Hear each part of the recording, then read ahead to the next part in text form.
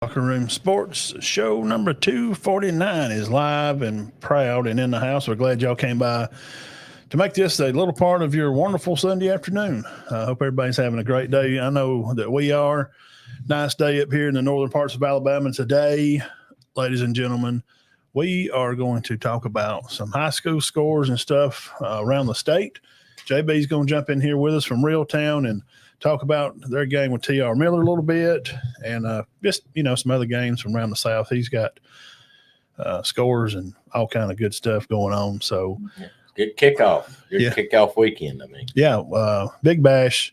We're happy that y'all come by and made us part of your day. We're also going to talk about some college stuff, a few games, Florida State, Georgia Tech game, kick a field goal with about 4 seconds left to take the Seminole Rolls out of play, I guess, for the playoffs, we could assume. I'm going to mention North Alabama. They get thumped on pretty good. And, of course, the SMU Nevada game, what a barn burner that was. Come from behind. Wow. And Burge is going to come on a little later. We're going to talk about the Dogs and the Fighting Sweeneys. So big game. Yeah, y'all hang around. We'll be on here. And let's just jump right in here. Let's bring on the man of the hour here. Josh, what's up, man, from Reeltown? How's it going? That's going good, guys. How are y'all? We're hanging in there very good. First off, we'll give the scores there. You can see across the bottom of the screen. Galesville Trojans getting this first win up there as a game season opener, taking care of business today against Donahoe, 42-28. Valley Head beat Cedar Bluff 34-13. Said it was tied at halftime. Tied at halftime, 13-13. Yes, tied at halftime. At one point, I don't. And then our game of the week brought to you by Mobley Concrete. Sandrock traveled over to Spring Garden, going into half. Sandrock's a touchdown down, and things just kind of got away from them later in the third and into the fourth. And Cherokee County, our other game of the week, brought to you by Cherokee Eye Clinic. If you're a fan of football, we'll talk about that game in a little more depth here in just a second. Last play of the game. When a game comes down to the last play of the game. Literally. If you're a fan of football again, yeah. People watching around here in the area, Cherokee County, are not happy with the outcome of the game. Neither are the players or the coaches. But it was a good game as a fan. Oh, yeah. The whole time. Just as a football fan. Time. Yep. Now, if you're a fan of Cherokee County, probably, not happy about it. Had beat them 2 in a row and was trying to get the third one here but I think I seen on I think they're tied again. Yes, I did see that. 39-39. Yes. So hey, the rival rolls on. That's a rivalry. Yeah. So first of all, let me get over here and we'll throw this up on the screen here. Mobley Concrete Construction. Well, I always want to thank Jerry. He sponsored the game for us Thursday night over at Spring Garden. Got to talk to him and shoot the breeze with him a little bit and aggravate his little man on the sideline. He helps with the football team and stuff. Call him at 903-343-8581. Free estimates from Mobley Concrete Construction. And, of course, our Friday night game is brought to you by Cherokee Eye Clinic, 927-4030. Contact JR and April McKenzie, or you can find them on Facebook and at CherokeeEyeClinic.net. You can find them, of course, on Facebook like the rest of them. So I guess first, Dean, which team you want to talk about? Well, I'll talk about the Galesville Trojans getting off. Absolutely. Off the snide there. Tough year last year. We knew it was going to be. They did too. Yeah. Didn't get a win last year, but they're already in the win column. Beating Donahoe at home. Alex Beatty, 259 yards. Yeah, I seen him Saturday morning. Him and Angle and some of the boys were getting my biscuit. I was going in, grabbing me a coffee, and talked to him for a few minutes. And a little sore, but he's was excited, and he's ready to get back to practice and get up there and go after it again this week. 259 yards, 4 touchdowns. Jackson Taylor, who we've known for a while, is going to be good. Had 150 plus. Wow. I've actually heard 150 and 175. All total, Galesville rushed for 450, had over 500 yards. Quarterback did good, Hunter Allman. Yep. But actually was up 36-13 at one point. Okay. And it ended up, what you said, 43-28. And so that's good. And then now they go to Asbury Friday. How big it is after going 0 and 2. I know. Last year, I'm sharing this on my other page when I'm doing. Yeah, that Coach Knapp. All our coaches, we have great coaches, and they put in the time. And Birds will be out a little while, and him covering over in Georgia. And I don't know what the coach pay is down there where JB's at, but it's not a highly paid job here in the county. No. It's just not. So again, hey, it's not bad in some places. I'll say up front, hats off to our coaches here in the county. They put in as much time as any other coaches. Trying to work their kids and trying to get them better. Not lazy. They're out there working and sweating and 2-a-days. And I meet Coach Kelly come in sometime. I'm going to the store at 7. He's coming in. Dude, he probably leaves at 6:30. Right. He's working 12 or 13, and he just lives up here for me. I'm just saying that. They put the time in. I've heard stories over the years of certain coaches in places, not here in the county, not doing their job. But I've never seen much laziness around here. They all go out and they do it. Yeah. And we'll talk about Cedar Bluff, and hats off Coach Johnson. Ross is over there now, and they've added Isaiah Jones to the coaching carousel there, the coaching nest, not carousel, but the coaching nest at Cedar Bluff with Coach Crane and Coach Coursey over there to be. Yeah, doing well. I mean, that Isaiah and Ross are doing well. I'm proud for them. They had good careers over there. Ain't it kind of strange just a little to see them coaching? Yeah. And I tell them that because I try not to call them, like when I see Josh or Coach Decker, I try to make sure I don't call him Josh. Yeah, I do sometimes. I don't mean to, but he understands. Well, that's who's going to take over next is players you knew 10, 12, 15 years ago. Yep, Scott Ray is at Collinsville. Yeah, Caleb Hayes and Caleb's still at center. Josh are at center. Yeah. Spring Garden's got some somebody Draven helps. Draven. He played there. He's back there now. So defensive coordinator. Yeah. They look good the other night. Yeah, and, sure did. Of course, Eli Bates coaches up at San Rock. So, this is guys we saw play in the last decade. Well, I've seen Coach Crane play. Well, you did too. Yeah. Yeah. But I mean, you getting that's who's going to be the next round of coaches. Yeah. It's guys that you've seen play. I mean, not too long ago. So it is weird when they first get out there, though. I'll put this up on no ticker here at first. We'll have our Big Diamond Player of the Week, and shirts being pressed out right now as we speak. But our Team of the Week is going to be the Fighting Naps over at Gilsville. Yeah, good job. Yeah, to come out and not just win, but just really took care of business. They did, and he, obviously all coaches. That's the mark of a good coach. You don't take games light. Oh no, and he thought, Donahoe's going to be a tough to beat. They got Bill Smith, their coach there, and he's done well everywhere, and he thinks they'll be pretty good this year. They throw it around all over the place. Yes, well, they got some really tall receivers. Y'all hadn't seen Donahoe Falcons, and for years, I remember back when Jamie was at Cedar Bluff, that was the team. You had to battle Donahoe usually to get to the playoffs, semis. That was the team. Yeah, that year it was for sure, wasn't it? Yeah. JB, we got one of ours knocked out. We'll just kind of go round robin here, and we'll let you get into one of your teams here if you want to talk about Reeltown and T.R. Miller game and give us a few numbers and kind of your take on what happened. Well, the first half, we really played with T.R. Miller, especially our defense. Our defense is playing lights out against T.R. Miller because Miles Johnson, we really keyed in on him, which he's kind of like, he reminds me a lot of Kamori Harris from B.B. Comer. Yeah. So he's kind of the similar build and very good on both sides of the ball. But he didn't do a whole lot in the first half against us. But that second half, he had a couple of touchdown runs. And like I said earlier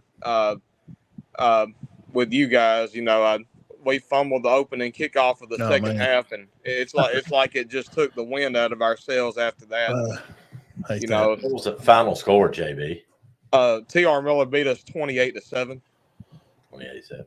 Yeah, so a 3 touchdown game. So, unfortunately, they did cover the spread against us. I predicted a touchdown game either way, but they did cover the spread against us, beat us by 3 touchdowns. But we've got a lot to work on. Like it was really unusual to see us not be able to run the ball very well, because there's not a lot of teams that match our speed, but T.R. Miller absolutely matched our speed. Not a lot of teams can say that. So hats off to T.R. Miller. They're a great team. Coach Brent Hubbard's a great coach. Yep. And I'm rooting for him the rest of the way. I mean,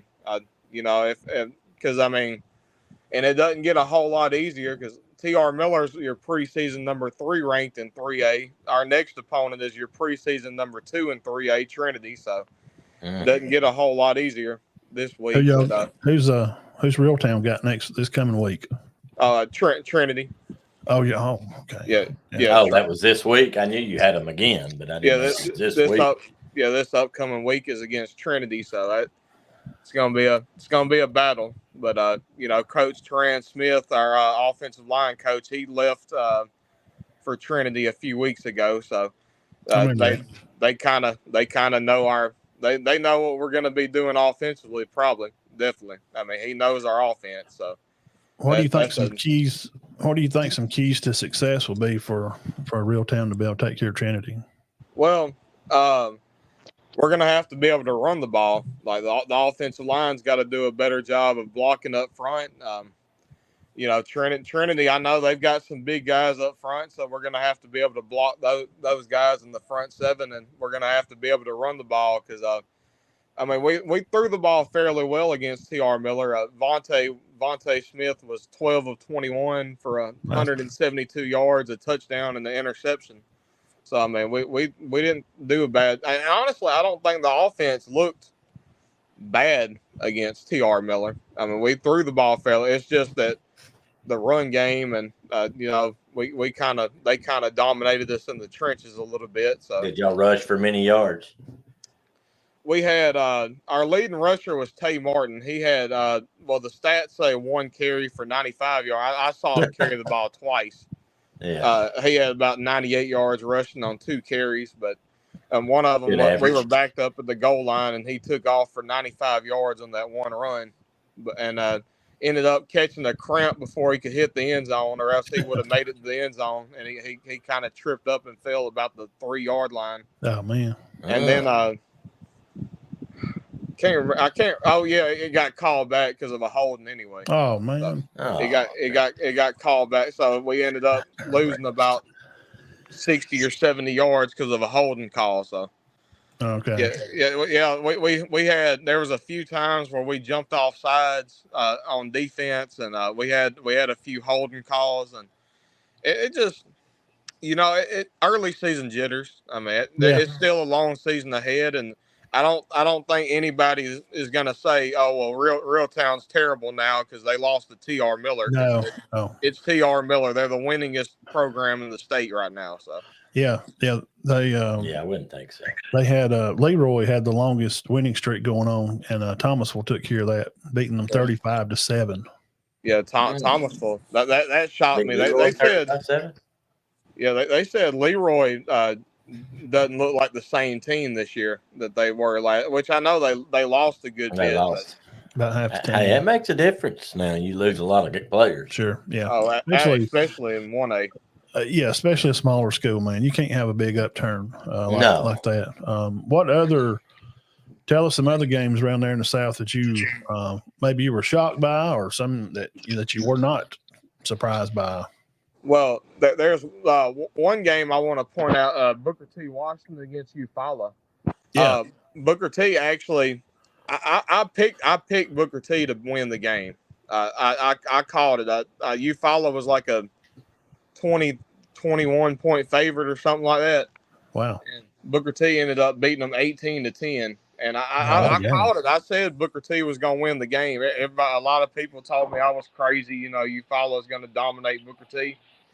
Lo and behold, Booker T. goes out and wins the football game, 18-10. They've had a lot of upsets in the last 2 years. They get over I'm not saying they get overlooked, but do they get overlooked a little bit? I think they so. do.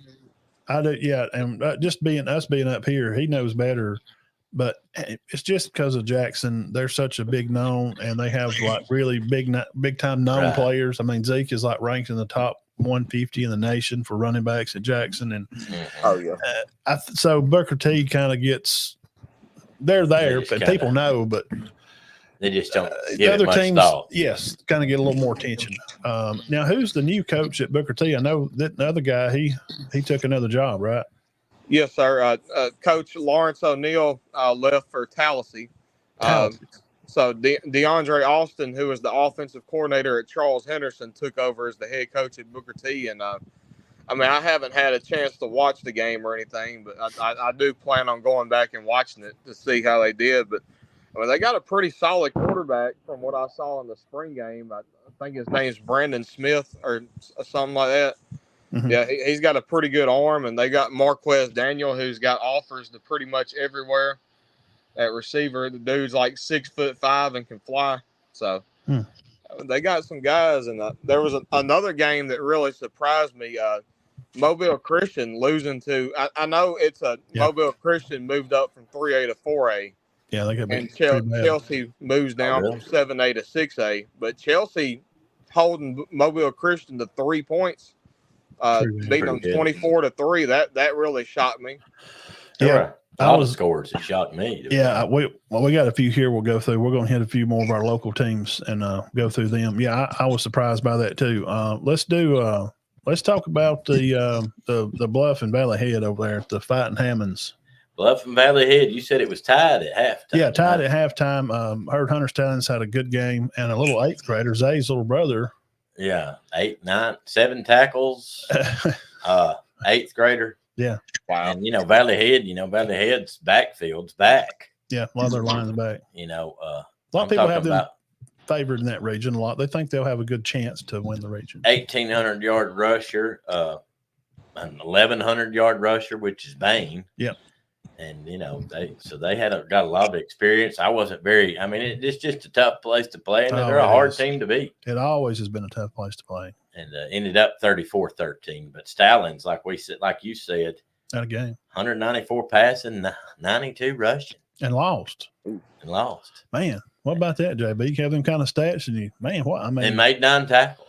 And Caleb Edmondson, who we know is a pretty good receiver. Yeah, he's done a good job at Cedar Bluff. He had 108 yards receiving. Wow. Okay, good for him. And you were talking about the 8th grader. Yeah, second on the team in tackles. That sounds like they had over 300 yards. I don't know the yardage Valley Head had. I'll have to go look this week. He usually puts it up. Yeah, Tigers, you just got to tighten up on defense, guys. Yeah.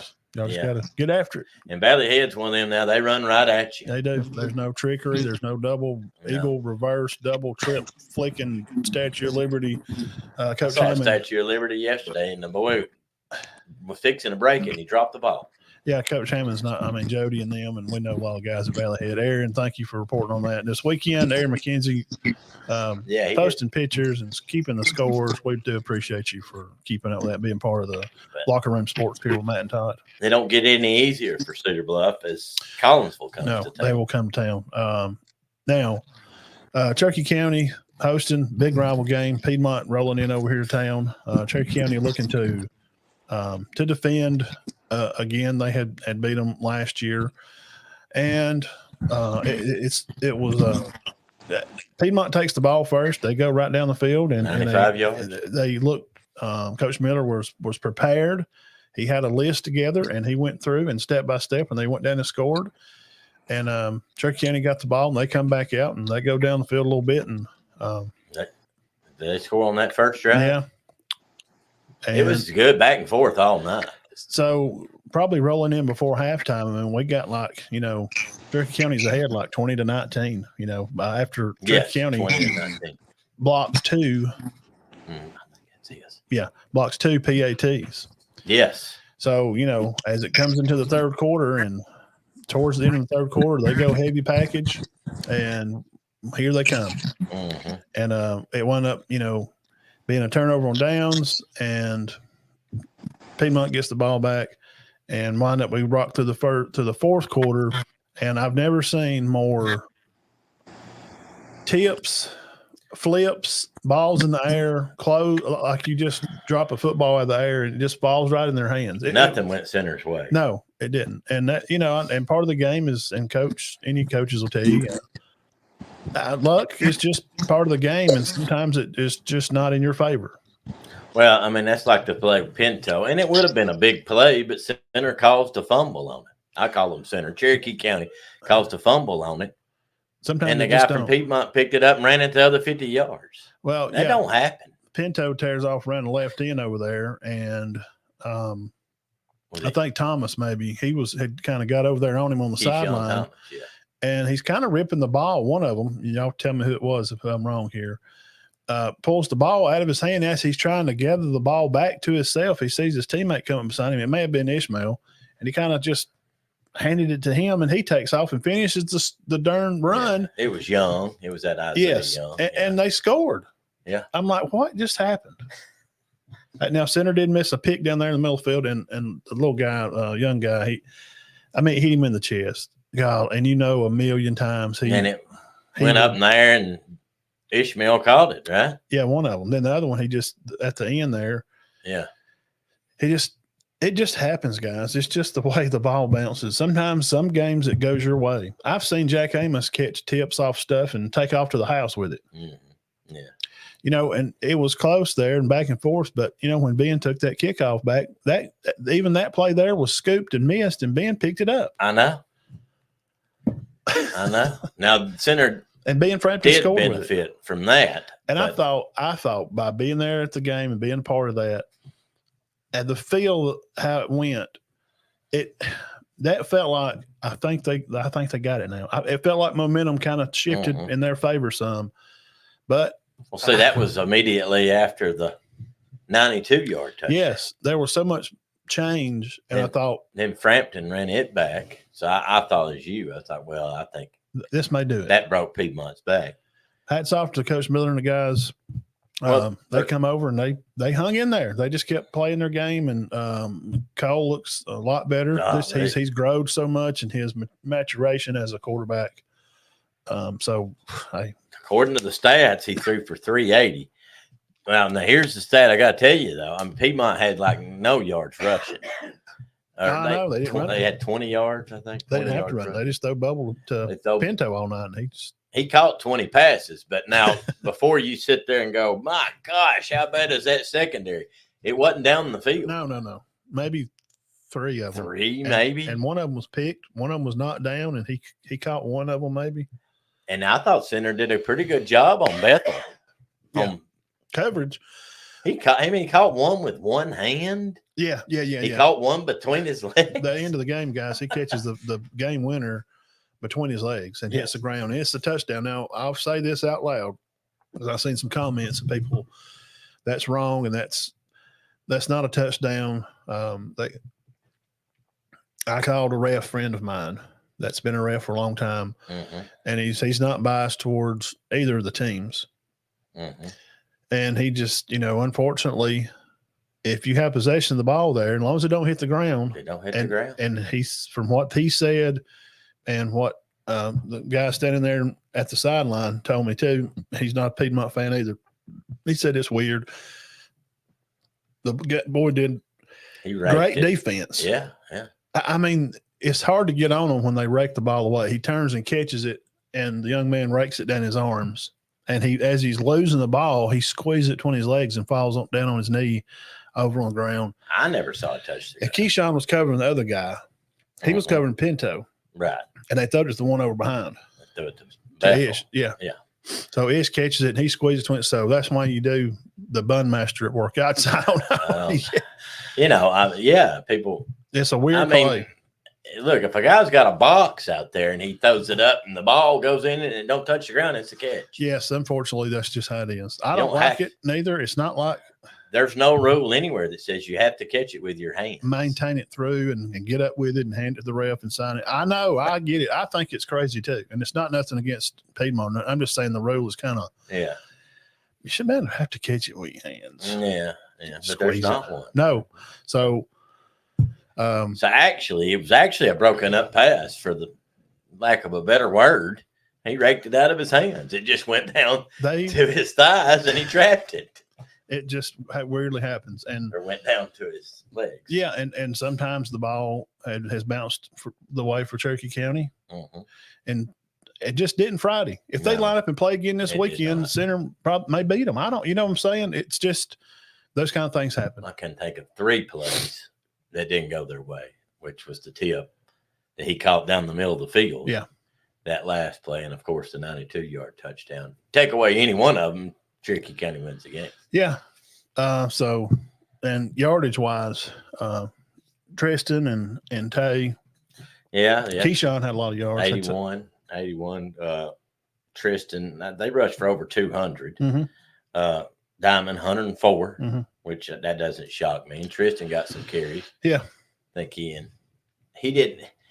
There was one play that he lost a lot of yards, and it goes on him, but there was a snap. Snap was a little lower and kind of. But I thought he ran good. Yeah. Oh man, yeah. I thought he ran good. Yeah, I'd love to see him running even earlier. And, he's like a dozer. He is just refusing to be tackled. And Diamond did that on that. Absolutely. Now, Woods is kind of their scat. Yeah, he's going to get in there and find him a place and get up the field. But Pinto, 20 catches. 20 like catches. We said, most of those were bubbles and quick catches. And Bethel, they did pretty good on him. He averaged 8 yards a catch, which is not. No, yeah. He's a deep threat. Catch. Yeah. Yeah. So, and last game, we'll do this one and we'll go back to JB. Our Thursday night game of the week. Right. The Fighting Heaths travel across county to Jason Howard Field over at Spring Garden to take on Coach Ragsdale and Bunch. And hey, you talking about back and forth, and they're just kind of throwing punches, and what a game there. Halftime, you thought to come out just here, just there, and what happened, and it just kind of got away from Sandrock there later. I thought halftime it was a pretty good game. It was a 6-point game. Yeah. If they scored down there, they actually got to the 4 or 6 or something like that. I went back and watched it. Alec throws it over to his left, and Connor just jumps front right at the in the end zone and knocks the ball out of his hand. He had another good game. I don't know how many good games he's had. Connor, he's been our player of the week. It's been ridiculous. He's been our player of the week a couple of times. Baseball, basketball. Yeah, he's a good one. We like Connor. He looked 100% the other night. Yeah, Noah has growed, and I know it don't seem like it, but so is John and Jacob has growed, and Hayes and Hayes has grown. I know they're like young men. We're watching them play over there, so. I thought Alec threw the ball pretty well. Noah throwed one early in the game and like 3 coverages down there, and it got tipped kind of round, and somehow that was we saw some crazy plays this weekend. Caught that. He wound up with that. Yeah, 70-yard touchdown. He takes off up to the middle of the field. Look, guys, I'm telling you, up here Thursday and Friday has been you're going to grow some gray hair. We've seen more tips and catches and picked up fumble. I used to never. And I'm just going to go back 40 years to 84. You didn't see stuff like that. And people threw it. I know there's this myth out there that nobody threw it in the 80s. Yes, they did. Yeah. I don't remember ever seeing crap like that. No, it's crazy. Thursday and Friday. And then Saturday, we'll get into college here in a little bit. Birds will come on, hang out with us in a little bit. Wow. Yeah. Just a lot of flips and tips. And John, tell us about John, his game of 2 catches, run a touchdown, back a punt, had a pick 6. He broke their back, basically, with his touchdown catches. He ran it. Then he ran a punt back, and it got called back. It got called back. It got called back for a clip after he was already passed. Yeah, I didn't see the need in that. I don't know why. Blocking the back. I never saw it. I don't like the call. I mean, I think it should be enforced on the next play, on the kickoff. Now, if it springs the play, oh no, absolutely, you got to call it. But I don't know. But anyway, he caught 2 touchdown passes, long. Yeah. Run a punt back, run an interception back, and had a rushing touchdown. Yeah, John Welch and scored 4 different ways. Yeah. I think they were fast up front on the line. They moved quickly. Yeah, across they look offensive good. line. Their defense improved as the game went on Mhm. too. Yeah, and so that's kind of our games around here. Now, Cherokee County, we'll run back through it. They will be at Arab this week. Mm-hmm. Big 5A school. They're going to have some big boys up on front. Look for that to be a throwdown in the trenches. Cherokee County boys. And I'll say this. I guarantee you one thing that's going to happen. Mm-hmm. Tomorrow afternoon, Coach Kelly will have the boys in the weight room. Mm-hmm. And they're going to march on and get ready for this game. Yeah, they've got to move on. He knows that. Absolutely. And Galesville will be at Asbury. If you go to that game, Galesville listeners, if you are listening, they usually have, I don't know if they still do, they would have grilled pork chops. Really? Pintos and cornbread, JB, up here at Asbury. It's fantastic. And they have pickled onion. Great place. Now, Cedar Bluff will be hosting. That may be worth just going to the game for that. That's great. We got to get to Coach Short and John on that concession stand of the week at Asbury. Coach Short at Asbury. Mm-hmm. Cedar Bluff will host the Fighting Willinghams there. Coach Ernie and Bunch. Hope he's doing great.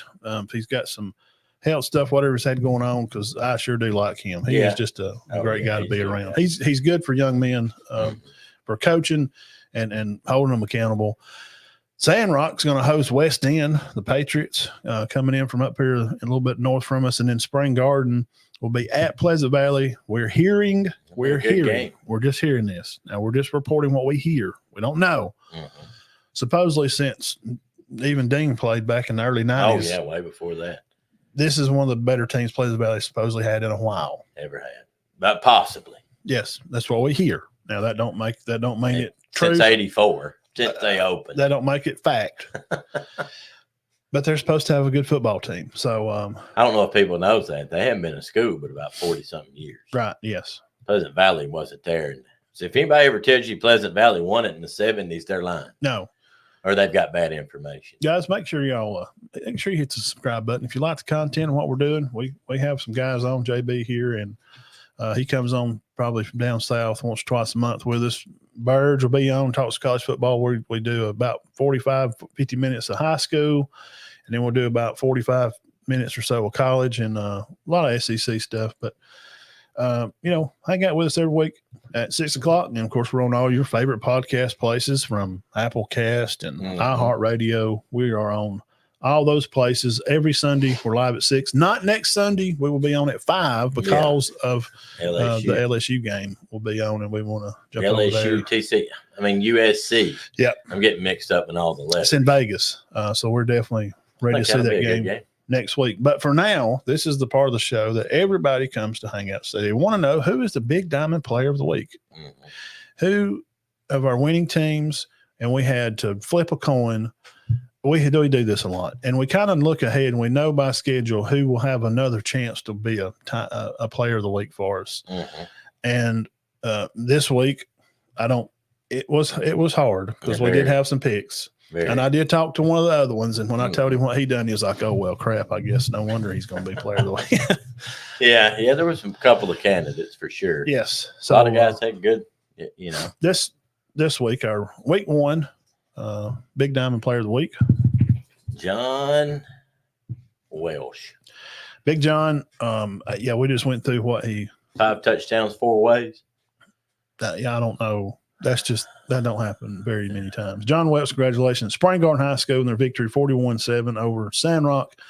Rival game. It's become a really good rival. So hats off to John and family. And we got to talk to his grandfather there. Yeah, we sat with his granddad. Coach Welsh. I call him Coach. Do you call him Coach? I just do. I don't. I never played for him, but he's just Coach. Yeah. I might call him Dale. Yeah. He's a good guy. Absolutely. I like hanging out with him.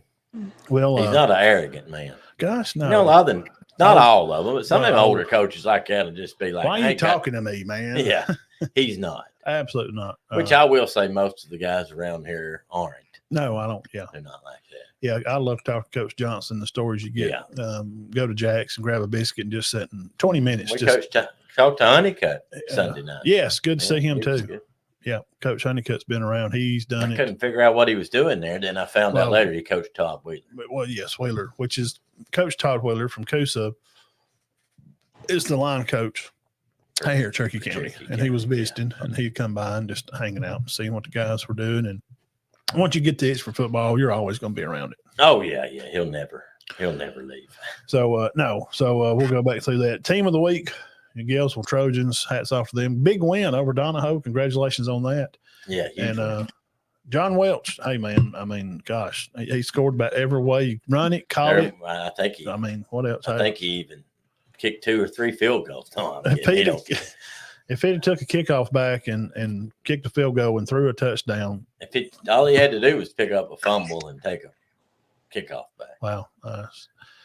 Hey, we love to see it. Because they're good kids and they work hard. And John is kind of quiet. He don't say a whole lot, And so John, I'll be out there maybe tomorrow or Tuesday to get your shirt to you. Yeah, congrats. Yeah, congrats on that. Now, some other scores around the way. JB, I got to share this with you. I'm sure you run across this. Oh, I need to say this before I get too deep. And Birds will talk about it too. Chattooga High School's Zayden, 306 yards, breaks the school record. Yeah, had a 99-yard run. I played with his dad Cook, yeah. up here at Cedar Bluff. His dad was 2 years behind me. We played Pee Wee up through together. His dad's Jermaine Harris. He was good. Just living local legend. Had scholars. I remember going picking him up for baseball on his wall. He had like 20 letters. I remember looking at a letter from Florida State on his wall. He had offers from. Well, he had a 1,600-yard season. He told me that one time, and I mean, he's not a liar. No, God, no. He just likes to dip skull and fish now. I mean, that's just what he does. He works. And he had a 1,600-yard season for Cedar. Great baseball player, too. People don't really know. And basketball. He's a freshman, man. He could he could palm a volleyball when he was like a freshman and jump nearly I remember him stepping just right past the free throw line. He could dunk. Yeah, he could jump. He had about a 33 or 34-inch vertical, I think. Great athlete. So, hey, congrats to Zayden Parker for 307 yards, breaking the record at Chattooga. 99-yarder. That'll do it. Now, Dean, JB, we got Ohatchee decides just to. It's not a basketball score.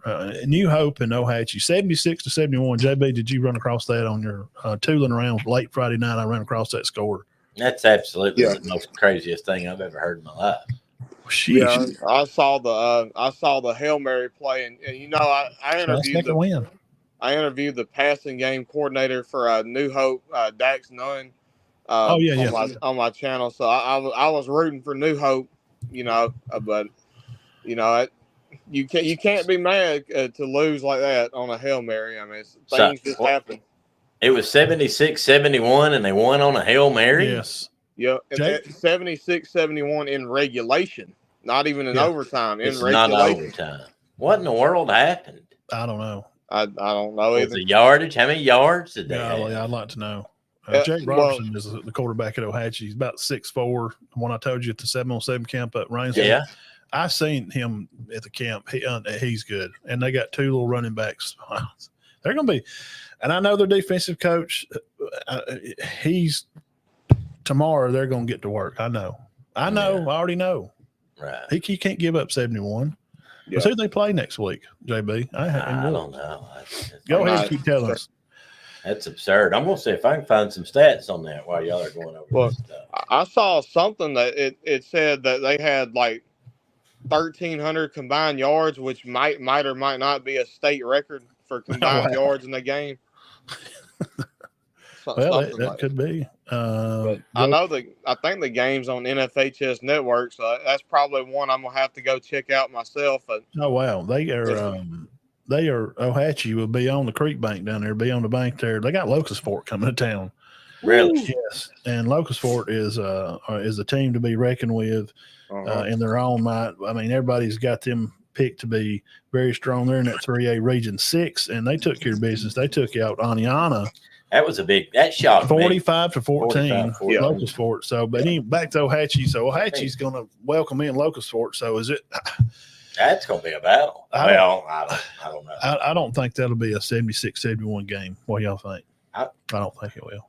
I don't know. Locust Fort probably a little bit better defensively than New Hope. I'm guessing because last year in 2A. I know Locust Fort was the leading scoring team in 2A, but they also had a defense that was only giving up around 10 or 12 points a game in 2A as well. So I think I don't think they lost much from last year's team. So they, yeah. So it's not going to be a 76-71 game. I found the right up here. I'm looking for stats. 490 yards QB at New Hope. Yeah, thank you, Brandon Taylor, for sharing that info. Okay, it did 490. Good. See, it's got this article here, and it don't even have the stats. I mean, right? Really? David Burns, thank you for coming by and hanging out, watching from Cedar Hill, Texas. Glad you come by and be part of the show. We're fixed to go do college. We're going to talk about the Longhorns. 490. Texas A&M. We're going to get on them too. I'm sure Mr. 6'10", Dad, he's talking about he calls him neighbor. We're talking about Dale, Coach Welch, because I think Mason and them live over there next to him. Jeff Anderson breaking in some news here coming out of Georgia high school football. We'll talk about that too. Juju Lewis threw for 4 touchdowns, 274 yards against Clarkston Friday night. His second touchdown pass was his 100th career. He will be playing his college football, as far as we know, as of right now, USC still. Yeah, somebody asked me if I don't know. He's still locked on there. here. He may. Kevin Daniel, what are you doing there, Errol, buddy? Baylor and Radburn Gap was good. Yes. Yep. I run across that one flipping through I was watching some Georgia games. This is Cartersville and Rock Martin. Cartersville just went up. Well, they just went up 28. They just went up 3 touchdowns. But let's see. Central Clay 40-7 over Hanley. Is that surprised? I don't know. Hanley, Coach Strange is a good coach, and I think they're going to have a good football team. But, Clay's a big school, and them scoring 40 is not a – I was still shocked because we know Hanley's good, and Hanley's supposed to be good. So my question isn't, is Hanley bad? It's how good is Central Clay? They're really good. Yeah. They're a big school. They're always going to have some good players. Here's one here. Now, check this out, guys. This game here has not been played, and I did not know this, since 1999, and these teams met in 5A quarterfinals. I don't remember these teams being 5A, and just call me an idiot, but 1999, I was 3 years out of high school, and I was not paying attention to high school football. No. I was working a lot, and I just wouldn't. But Jacksonville and Etowah. No, well, you don't Etowah remember was 5A? 5A? I remember Jacksonville, but I don't remember Etowah. I don't. Well, I think they were 5A when they won it. Oh, well, see, I didn't know Etowah had ever been 5A, so dumb me. Well, this changed so much. Well, the Golden Eagles didn't take care of business, 43-33. But Coach Peavy at Etowah, we hear these things again. We're not claiming this is truth. That we're not copyrighted by any ways or means. These statements that we hear, but Coach Peavy's done a good job at Etowah. Oh yeah, definitely. They're fighting along and looking to have a good season. So Jacksonville had 3 guys with 100+ rushing yards. Don't sound like Jacksonville's missed a beat much. No. I mean, I no way. There's no way with what they lost. Can't imagine them being as good. But they still may have enough firepower to be pretty good. Well, they're 5A. They bumped them, so they're going to have yeah. They'll have to battle with Catholic at some point because Catholic's they lost 5A Ogle. South. They lost that receiver that was. Yeah, we watched him play over at Hanley that night. Gadsden City takes care of business 33-28 Thursday night over Muscle Shoals. Huge win, Coach Ollie. That's a great win. That's a big win, man. Yeah. Geraldine, local Purple Bulldogs beat Sardis 35-7. And here's one, Dean. Me and you both had this on our list, and I know JB will be interested in this too. Madison Academy has gone to 4A, and Mars Hill takes care of business. Coach, I was shocked. Higdon, 34-7. I was shocked. Now we know. Did you keep up with Mars Hill much, JB, or a little bit? Or I've watched them. I've watched all their state championship games. Yeah, they run that. They run that wing T, and I mean, they just run it really well. Coach Higgins, great coach. Man, he's a good coach. Yeah, that really shocked me though, because Madison Academy, I mean, they just made the 3A state title game. I think they actually beat. Didn't they beat Morris Hill in the playoffs last year too? Yeah. I think they played in the playoffs. And yes, they did. I think they beat them. I'm wanting to say Mars Hill fumbled a bunch. Yeah, but they did upset them. But yeah, I guess Mars Hill had payback on their mind, and they went out and dominated the game. It looks like. Wow. Hey, Southeastern. We talked to Bailey at the Spring Garden game the other night. Talked to him a little bit, and we mentioned about Southeastern. They're a pretty good squad. They always got some. They are. They beat Glencoe 31-12. Wadley and Wilkes, the 6'5" monster down there running all over the field. They beat BB Comer 34-6. Yeah, that was shocking. So Comer lost a lot. Though. Yeah, so for 1A, be prepared. A lot of people have Wadley playing. I think Wadley will. They have Wadley playing Sweetwater in the state. At least play for it. Yeah. Play Wadley or maybe Elba play for Henderson, Alvin, and them. Sweetwater, Elba are one of them. And speaking of Elba, they take care of Laverne 50-22. Yeah. There's a lot of higher scores here. I was watching that game earlier. I didn't know this about Elba. Elba's a single wing team. Their head coach is a disciple of Rick Darlington, who was at Enterprise when Enterprise was running the single wing. And a single wing, you don't really have a true quarterback, so they kind of rotate the snaps between Alvin Henderson taking snaps at quarterback, and then they also have their big linebacker Caden Atkins taking snaps at quarterback too. So they kind of rotate it. But Alvin Henderson, I mean, of course, he went off. So yeah, how many yards did he have? Alvin's committed to Auburn. He averaged 250 last year. He had over three. I want to say he had over. I didn't watch the full game. I watched like about the first quarter or so. I want to say he finished with over 305 touchdowns in the game. I think something like that. Wow. They won 50-22. So I was shocked by that Gordo score. Yeah, tell us about that one, Dane. 62-12 over Fayette County. Yeah. Fayette County. Bad. Fayette County's kind of, I don't know what they used to seem to be in the state championship every year. Maybe they just don't know. I think Gordo's just good. Yeah. They seem to have fallen off a little bit. Fayette County has. Yeah. Saraland, which Saraland is Saraland. They got KJ Lacey's going to Texas. They beat Jackson 35-27. Mm-hmm. Yeah. That's a bigger classification, and it's not a Saraland's good, man. I mean, they got Lacey back. Yeah, he's playing. Yeah, he's back.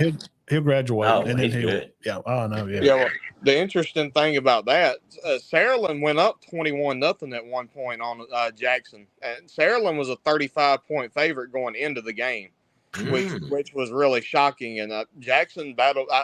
I guess they had to battle. I haven't watched the game yet, but I'm definitely going to watch that one too. But Jackson, it sounded like a great game.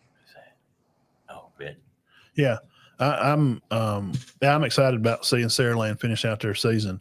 West Morgan, a team up here, one of the private schools, they beat Randolph, another one of the schools up there in their area, 31-0. That's why I wrote that down. West Morgan has been traveled to be ranked in the top 5 with Cherokee County and Jackson and those teams for the state. Some people rank them in their top 5, so they get a big win for them. Aliceville 21-13 over Pickens County.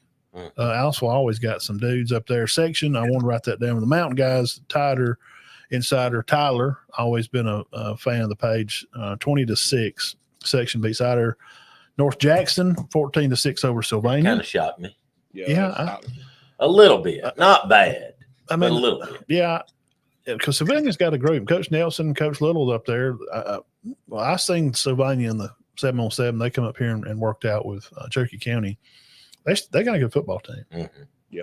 And then Scottsboro beat Fort Payne 31-6. That's I have no words. I don't know what, because their quarterback Vandergaard.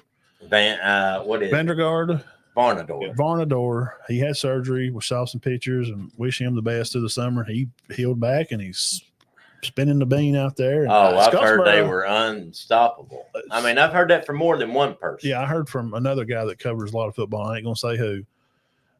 They said they're good. 31-6. Scottsboro's got a quarterback. No, I was talking about Fort Payne. I mean, they got their quarterback's good. I think their tailback has got some offers. I think it's their tailback. Fort Payne was favored by a good bit too in that game.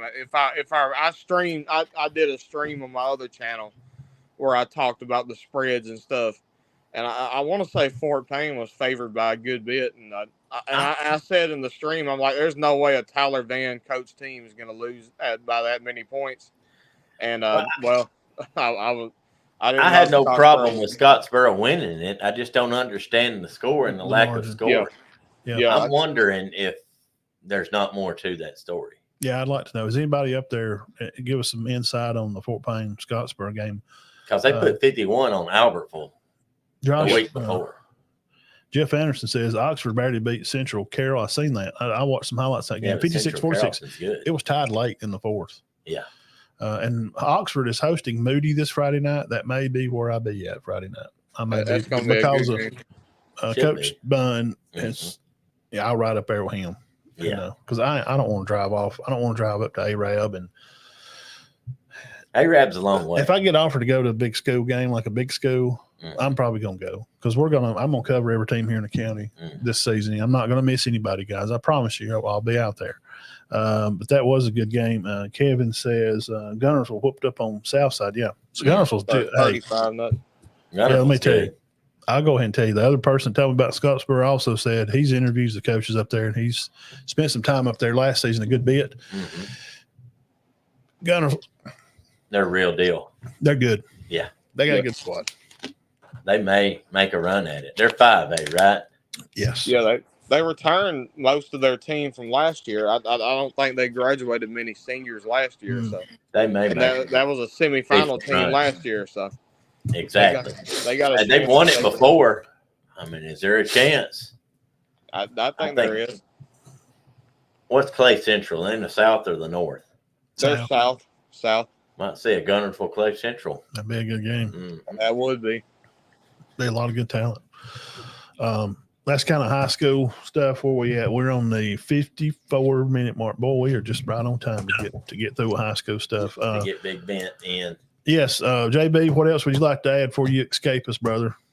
Well, I did want to mention Howland Home. You know, they dominated Strawn 38-9, and that shocked me a little bit because it did me too. I saw that score. You know, Strawn hired the offensive line coach, I believe, from Andalusia, and I figured Strawn had put up more of a fight in that game, but yeah, that shocked me a little bit. But. Yeah, I was shocked by that, and I was not shocked by the 5 score. No, yeah. What was 28-0? No. And it was 0-0 for a long time. Wasn't it? Yeah, I know. I kept going back to score, and I thought they're not updating that. What is going on?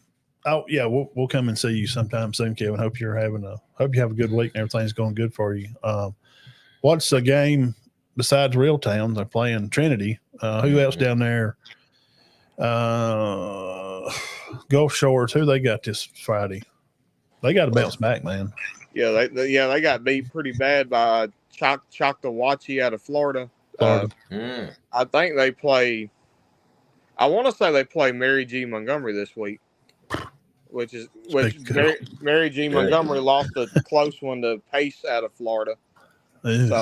So Mary G. Montgomery Gulf Shores might be off to a 0-2, possibly an 0-3 start because I'm 99% sure they got Saraland the week after. So Gulf Shores could be, and that was a team I picked to make it to the 6A state championship game to play Parker. So.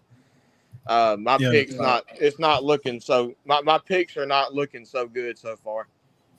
Yeah, Oxford is. Oxford is 6A, Jeff, and that would be equal to a Georgia 3A, probably Georgia 3A, AAA Georgia team would equal an Alabama 6A. Maybe 1,500 to 2,000 kids, maybe high school. Yeah, that'd be a AAA Georgia school.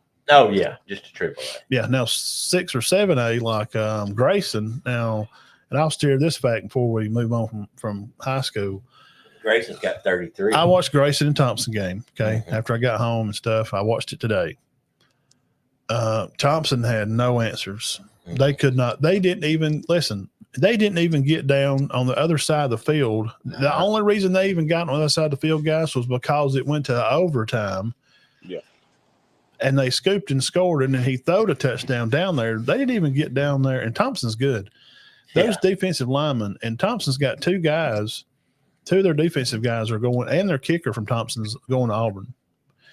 I think they had 170. And Grayson. 170 yards. Yeah, and Grayson, quarterback Burgess. Mm-hmm. Good. No, he struggled. He struggled some.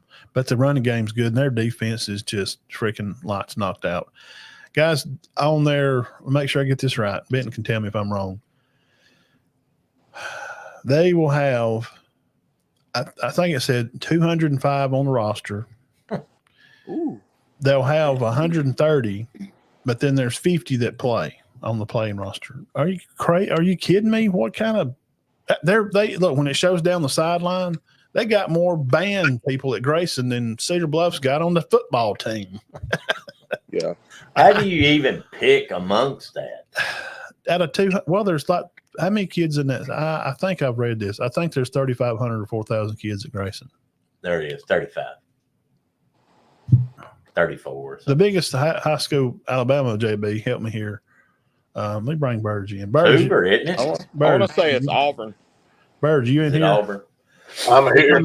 We're talking about Georgia high school. You can help on that. The biggest Alabama high school I think is Auburn. They're about 3,500, 30 or 3,000. Maybe 3. But like Grayson and Mills Creek and Buford, 4,000. yeah, they'll have 4,000 or 5,000. Yeah. Where was Yeah, it? That's 6 times bigger than Chattooga. 6. All right. You had to have a homeroom reunion. You didn't have a class reunion. Oh my God, you'd have to rent an event center, guys. I mean, what are you going to do? Like go downtown Birmingham? What are you renting the Coliseum for? We're having a class reunion. We're class in 96. How many's in the class? 2,800. What? We need I'm just throwing this out there. Could they not have been broke up and been about 3 different schools? Well, it could have. Do we have to consolidate that much? Well, y'all are the Georgia guys, man. You and Burge, y'all know. I mean, that's just a ridiculous amount of shit. Brookwood, Georgia is actually the biggest school right now, and it's 4,500 students. Alabama, like me and JB, we're here. We're saying like, dude,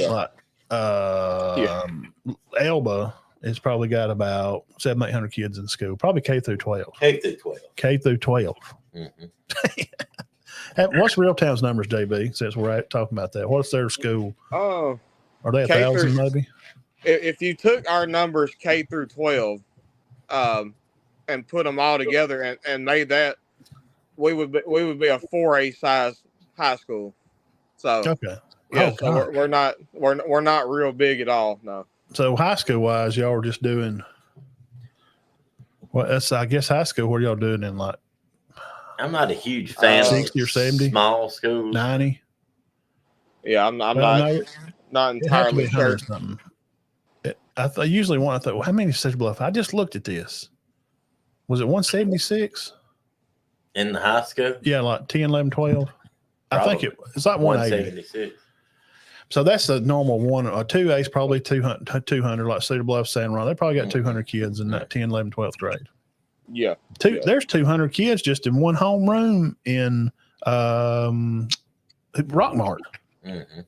Just one homeroom, there's probably 200 kids. Woo.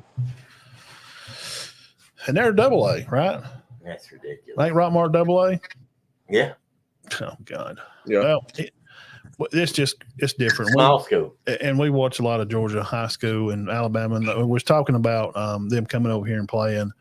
And Thompson hung on and fought well. What was the other game? The other Georgia Bama game? Gainesville. Gainesville. And Gainesville was picked to win by 40.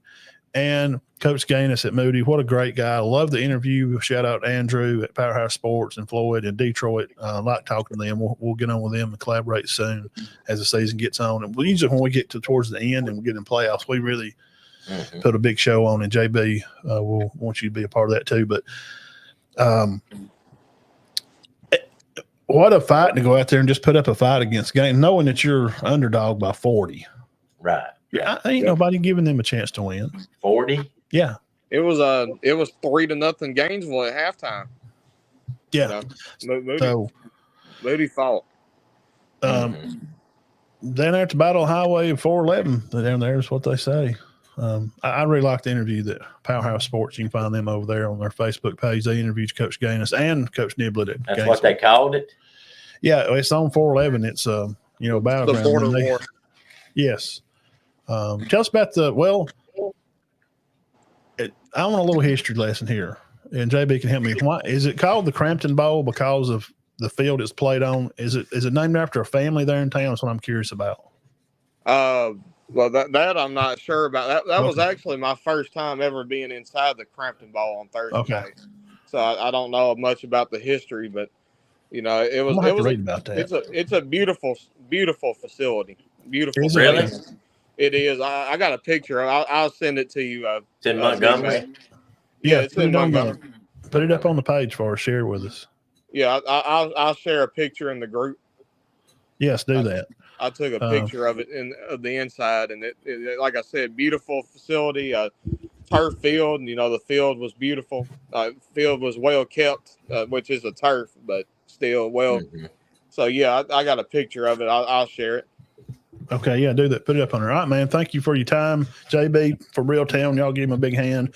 We appreciate it, and we'll be back in touch with you. You stay in touch, and I'll be talking to you probably in a couple more days. And season rolls on, we're gonna have JB on here to keep us updated on Real Town and more of the stuff in the South. So, yes, he knows his stuff. Yeah, man. Have a great evening, and I'll holler at you in a day or two. All right, y'all have a good one. All right, see you, brother. All right, see y'all. JB from Real Town. He's a plethora of knowledge, and we enjoy him being on here. He knows his stuff. Yeah, you can. I mean, he just does, and it's good to have. And he's down there, and he knows the feel and the tempo of what's going on down there in the South. Good, and we just don't know a lot of stuff about all those teams down there, and we want his insight in some games that we may not know a whole lot about, or something. But man, we're gonna have a History A reunion. All right. You won't come to it? What about 20? I got to go back. I got to go back and get the roster. Let me see. Chattooga starting out pretty good, huh? Yeah, looking good on the ground, especially throw when you need to. Right now, hadn't really had to. I mean, when you Cook had the ability, if you give him some space, and he's had more space this year than any year so far. Impressed with the defense. Defensive line's been dominating. Caden 5, Coy Dodd, Stanton Peppers. I mean, they rotate about 8 guys. Well, that's what's good. And they're all pretty good. Yeah. I mean, there's not anybody that he puts in it's really a liability, Absolutely. You got Ethan Fowler goes in, Luke Reese, Armand comes in a lot. And they got a good D line, or they got a fresh D line. I'll put it like that. Hang on here. Hang on a second. Does he rotate them in every series or every couple of series? It's been more than that. I mean, I've seen them. If they get a first down or two, you might have them rotate in and out then. But they. I know a lot of guys are playing on the D line. Now, I don't think a lot of guys are playing the back 7. Not as much, but those guys are normally smaller and can play more than one play, more than one series, and still be okay. Well, that's helped. Big guys that lose your breath. Sounds like it's helped them having some depth. Yeah, defensively, I feel like we've been more aggressive. We've been in the backfield more, causing problems. And the first 2 games, it's paid off. And I know I saw where Lafayette nearly won Friday. Or did they lost 28-23, I believe it was, to Gordon Lee, which was a little bit of a shock, but it seems like Lafayette got some of their wrongs right. And, Gordon Lee, I'm sure Gordon Lee was beat up pretty good after playing Trine the week before, but, it's got me thinking that. Heck of a job. That Chattooga may be, you know how people are. You know, I mean, we're not stupid. They just took one. Well, that team they played ain't worth a crap. They don't sound like they're that bad. Well, I can tell you they're much improved. Mm-hmm. You know, you're going to see in the future. You know, this is the next game. Of course, they're off this week, but they'll have Mount Zion coming in. They'll be more athletic than what we've seen so far. It'll be a good game. Yeah, should be a good game. I think that with the role Chattanooga's on, they can. I think they can win it. Win that ball game. I mean, it won't be easy.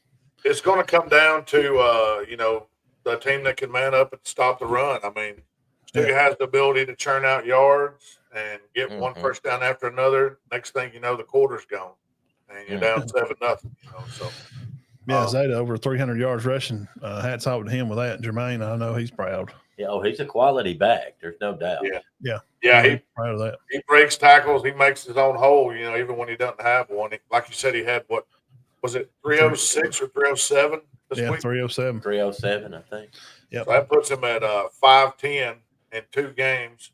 Keep in mind, it hadn't been 2 whole games. The first game of the year was stopped with 2 minutes left in the third.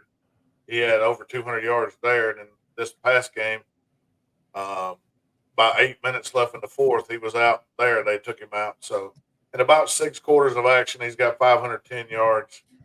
He plays both ways too. Yes, he may play both ways more than anybody. Probably so.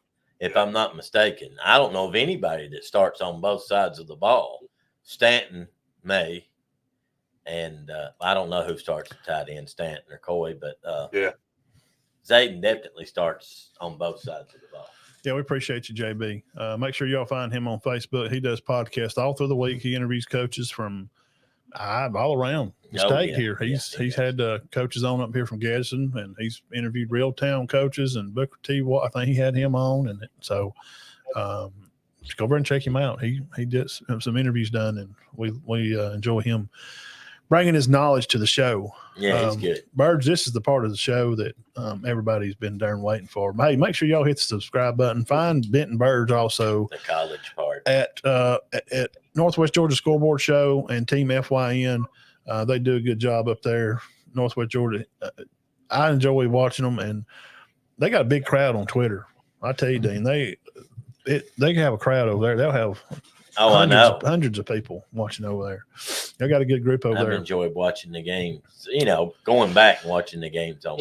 This part of the show is brought to you by Warrior Gym and Tanning, 256-266-4333.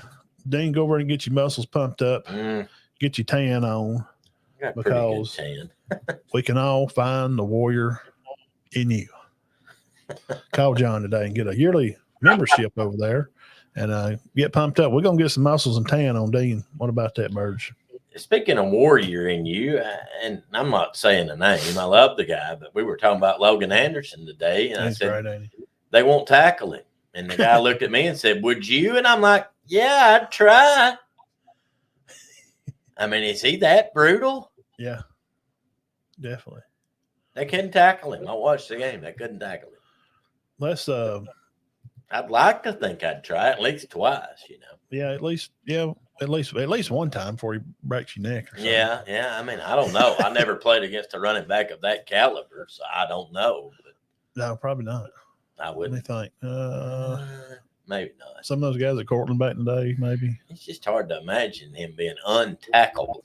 Is that even a word? I don't know. It's untackleable. Logan, he watches some. I talked to him a little bit on Instagram. That's your new word. We need to make him a shirt that says Logan Anderson, untackleable. Untacklable. I mean, hey, he's great, but I mean, this. I've seen people try. His balance. We compared him a lot to Jacob last year. It's their core. They're just so balanced. Like they can move their feet and their bottom of their body and their top stays up. I don't know, man. They're just got to give them things I didn't get. But that's not the first time I've heard somebody. I may fall. It's almost like people are taking up for the kids. That I'm not just talking about this one person. I've heard this 3 times. Well, what do you expect them to do? I expect them to try to tackle him. I mean, am I wrong? No. But it's almost like people are like, no, they ain't nobody going to tackle that guy. He's a hard one to get down, man. Just forget it. Get him, wrap up, and hope you get some help. Yes, that's exactly right, Birds. We'll start the college process off. Again, run a thumbs up on this, guys. We got a lot of people watching. Birds, thank you for putting it up on your page too. Y'all give us some thumbs up on there. And if you like this kind of stuff, and now that the season started on Tuesdays, I'll be doing some college stuff, talking about the week games coming ahead. I'll break into some of them, break into them a little more in depth. And then Thursdays, I'm going to come on and do a Thursday night polish day, podcast type something. High school games that we're going to be at for Friday night, some games here in the area. I'll just kind of go through them and tell you where people are. And Dean will be at the game Thursday and practice Tuesday. So it'll just be me. I know people are devastated by that, but this is one of the main kind of things I kind of wanted to look at. College game day. We're all glad college football's back. And Birds, we're glad that Florida State and Georgia Tech kind of kicked it off in style. And Saban was at the bar there chatting with Pat McAfee at the bar, and it was a good spot. They did about a 20-minute spot. Saban puts up, this is his playoff idea. People, podcast listeners, will run through this. First, you have your 12th team, which is a non-power. Saban like Liberty to play Texas being number 5. Penn State playing Ole Miss, LSU playing Oregon, Notre Dame playing Alabama. He's got Alabama at 7, which is about where the poll. This is saying by the playoffs. So he's thinking they're going to lose 2 games. 2 games. Yeah. And that's kind of what that's about what we had too. Yeah. Now, here's something interesting. 1 through 4, Birds, if you can see this. Yeah. He's got the Dogs 1. He's got Utah 4, Florida State 3, which that is going to change because they got dumped by Georgia Tech because they can't tackle. Yeah, Florida State 3? Yes, and then he's got Ohio State 2. So I would assume he'll probably drop Florida State to 10 and probably put Oregon in there at 3. I like that Utah. What he said Utah was going to be good. Yeah, this is just Coach Saban, so I'm just looking for opinions, and everybody's is different. What does he know? Idiot clown. What's that freaking butt clown know, Birds? He may know a little. So what's your idea on this pick here, Birds? Is he crazy or is he pretty close? Or I mean, I think I'm normally not big on Notre Dame. I think Notre Dame's going to have a good enough year to jump in this somewhere. Oh. I know. I hear you. I'm not a fan of Notre Dame at all, but I just think they're going to have enough talent to get into this top 12. I mean, we're talking about their schedule. Let me see their schedule while y'all are talking. Pull it up. You're going to say the same thing. We got a lot of money on this. We've lost a bunch of money in this Rockmart Cartersville game. God darn it. Where was this game at? Oh, it was at Cartersville. I don't. It's just my opinions. It's just like belly buttons. Everybody's got one. Liberty's not a far out cry. Some people have Memphis, I think, is their 12, to be in there. Yeah, I heard they were supposed to be pretty good. Yeah, that's going to be. I hear they'll probably be a good squad. I don't have a problem with most of these over here. I like me, and we'll make our own here. We'll go through it. I like Ole Miss to be a little higher. LSU is, I guess, man. I don't. We put our top 25 out. I barely have LSU in the top.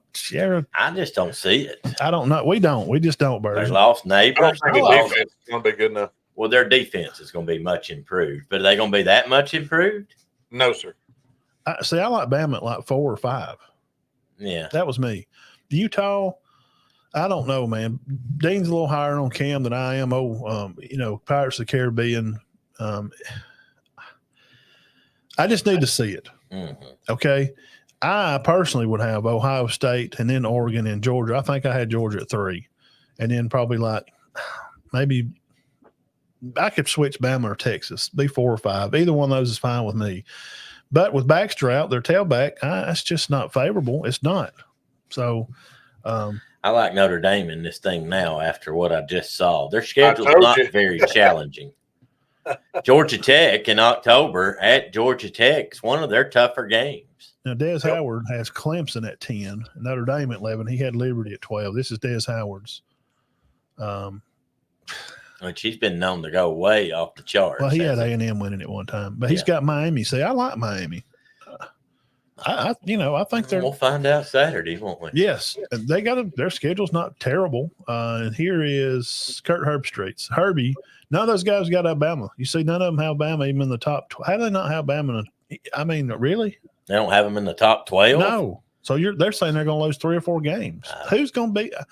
I can't see this squad with all that talent. Jalen Milroe coming back with an offensive-minded coach with a good quarterback that can run all over the field. 2 good tailbacks.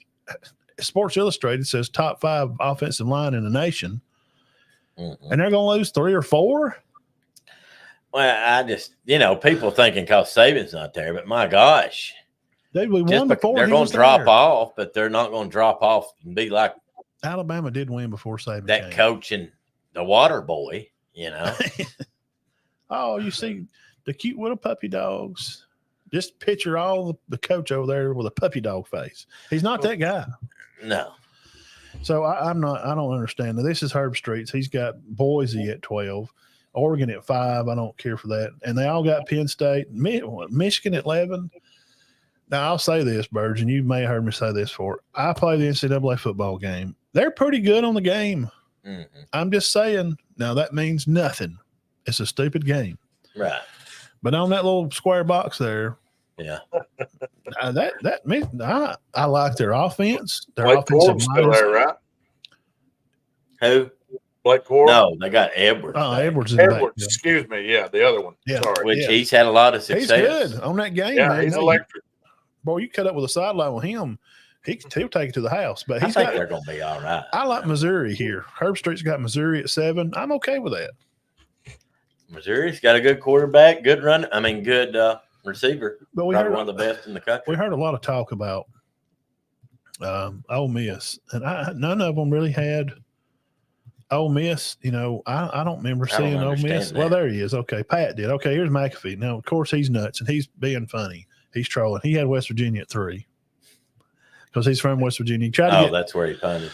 That's where he's from. That's where he played at. That's where he lived at. He's trying to get Saban to get West Virginia because he's from there too. Right. So they're having fun, and he has Georgia at 1, Virginia Tech at 4. Hey, look, man, I had them at 24. Bringing back 20 starters. Yes, 22. 22. Yeah. Bro. That is the most in the country. And Drone, I did a whole spot on them. I did a little 20-minute show on them. He's good. Mm-hmm. If y'all got the game, if y'all are watching, play Virginia Tech. That boy can just get loose. He can get jiggy with it. He's got Pat has got Alabama at 11. So I don't know. If they in the bar interview, whoever watched Game Day, and of course most of us probably did. Dean didn't. He had a game. When Saban come in the bar to talk with Pat on his show spot. Mm-hmm. Saban said, because one of the guys asked him, why did you say Texas and Georgia's going to win the SEC? He said, because I hated getting picked. Mm-hmm. And he said, it's some of the things that you're probably going to say some things on here that are indirectly, you're talking to the team, ain't you, coach? He was like, well, yeah, I guess I could do that. I mean, Mm-hmm. I'm on this side now. Mm-hmm. I just don't, I'm trying not to seem like a homer because I'm not. We cover all the teams. I am a fan of Alabama when they play. When Alabama plays Auburn, I'm a Bama fan. But other than that, I'd usually pull for the other team. What's up, guys? Why would you not have Birds? Would you have Bama in your top 10? Yes, I think so.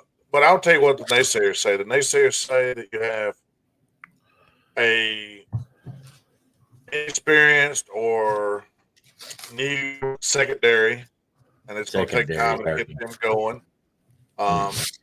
Who's going to be the guy to get pressure on the quarterback? Now, y'all probably give me 2 or 3 guys, and I understand that. Are they going to expect – still got me? Yes, sir. Sorry. Are they going to expect Milroe to do similar things as the quarterback from Washington did last year? Because that ain't going to happen. He's not that guy. He's a different guy. Milroe's going to run with it more. And they've got 2 good running backs, and they got a top-notch offensive line with Browsford at center that's from Washington, mm-hmm. and Proctor and they got who's the lineman that's so good for them? It's not Proctor. That's the one that came from Iowa. He is good, but there's somebody else, and I can't think of who it is. Yeah, I got the list. They got a big name lineman. I think Alabama's bread and butter is going to be running the ball, play action, deep shot. It's Tyler Booker, and Jaden Roberts, and then the Wilkin Formby kid on right tackle. But Proctor, Booker, Brailsford, and Roberts are all stars on the game, meaning that these are going to be first round draft picks. Now, Benton brought up the defensive backs, and that is been a little concern. So I did a show last week on Auburn and Bama's D-back room. Bama's D-back room looks like so. Domain Jackson, 5-star kid. Xavier Brown, 5-star kid. Zay Mincy, 5-star kid. Macumba, 5-star kid. And then Hurley, Devontae Smith, Keon Sabb played last year. King Mack, Malachi Moore, there's your senior starter. Hubbard, Red Morgan, those are all 4-star guys that I mentioned besides the first 1, 2, 3, 4, 5 or 5-star kids. And then Deshaun Jones is 3-star. Red Morgan is good. He's a 4-star guy. That guy's from St. Quantas of Thomas, and he can't get on the field. Yeah, there's no denying there's talent back there. I mean, that's – they just don't have any game experience. But two of them's freshmen, and the other 2 are going to be like sophomore and junior. So don't get me wrong. I think they'll be fine. I just think, I think it's going to keep them from reaching great heights, though, right? Yeah. I don't even know if I go as far to say that. I mean, when I look at the schedule, I don't know if there's 2 teams that's going to beat them. Obviously, Georgia's got to go to Bama. I think advantage there big time being at Bama. But, I mean, where else are they going to go to have that big road game? I mean, Tennessee. LSU night game. Yeah. Never know what may happen down there. And the Iron Bowl is at Alabama this year. So that makes me feel good. Yeah. Playing at Auburn, I wouldn't care if they rode out there with the middle school team. They may still win. Yeah, you don't know. I'm not talking about Auburn. I just don't pick Iron Bowls. I've quit doing it about five or 6 years ago. They've had them beat 2 years in a row. Yeah. I didn't think Auburn played good last year, much at all, but they did in the Iron Bowl. Yes. So I'm just, and we put out our top 25. And if I still had it, I still got it. We were not high on, let's see if it's still on here. I didn't erase it. We were never really high on Florida State anyway. There it is right there. No. I mean, I'm sure we had them in the top too much 25. new. Unglele is not the guy. He'll never be the guy. I mean, he's going to be their quarterback all year, but I don't know. Okay, do this. He's good. He's not great. Close this. Would you agree with that statement? When has he been good? Yeah, I mean, you don't even think he's fair? Well, I mean, obviously he's their best option because he's playing. But he had 1 year at Clemson. But you can't totally blame it all on him neither. I mean, you got other things. I just don't think he's as good as he was supposed to have been for sure. And I think Georgia Tech's better than people thought. I think Georgia Tech's a pretty good team. Okay, right here. I got in our little pick 'em, we thought Georgia Tech would probably have a chance to do so. You can see our top 25 here on the screen for watchers coming by. Just quickly, we ain't gonna spend a lot of time with it. We will move on to FSU GT a little bit, and then of course Clemson and Georgia. 1 through 5, we got Ohio State, Oregon, Texas, Georgia, Bama, and then 6 through 10, Ole Miss, Penn State, Utah at 8, Missouri at 9, Miami at 10. We got right outside is Miami and Oklahoma State at 12. I like this team. Oklahoma State's got 20 starters back. Yes, and they're Gordon the third. He is going to be on your Heisman watch list for sure. And then right outside there, hanging around, peeking in is Tennessee, because if they can beat Bama, that's going to get them in. Now the others that are right outside of that I think could make they just need to win. Michigan, LSU, Florida State's done dump one. Now, North Carolina State, I did a spot on them. I really like this team. McCall, they got a quarterback stowed for 9,000 yards. I don't think Oklahoma they're almost there, but offensive line, they still have you got some new polish on that. Clemson, we're going to find out. And the rest of these 20 through 25, you could mix and scramble these kind of however you want. Dean talked me into putting them Kentucky at 25. I love Dean. Burge already knows I'm a Vandegrift fan. Mm-hmm. And darn it, nobody said this. Dean, tell him who their running back is at Kentucky. He was Ohio State's running back last year when Henderson, the whole time Henderson was out. Train him. Chip, train him. Guys, he's their running back. Nobody, I ain't heard of ESPN. Y'all subscribe here, please. And Henderson was out a lot. They don't even talk about it. No. This guy's good. Kentucky, they lost last year. Yeah. Ray Davis. Cornell went up there and got to meet him and Ransom. Mm-hmm. He was great, but this guy's good. Yeah. I mean, nobody has said anything about Kentucky's got how many back? 17, 18 back?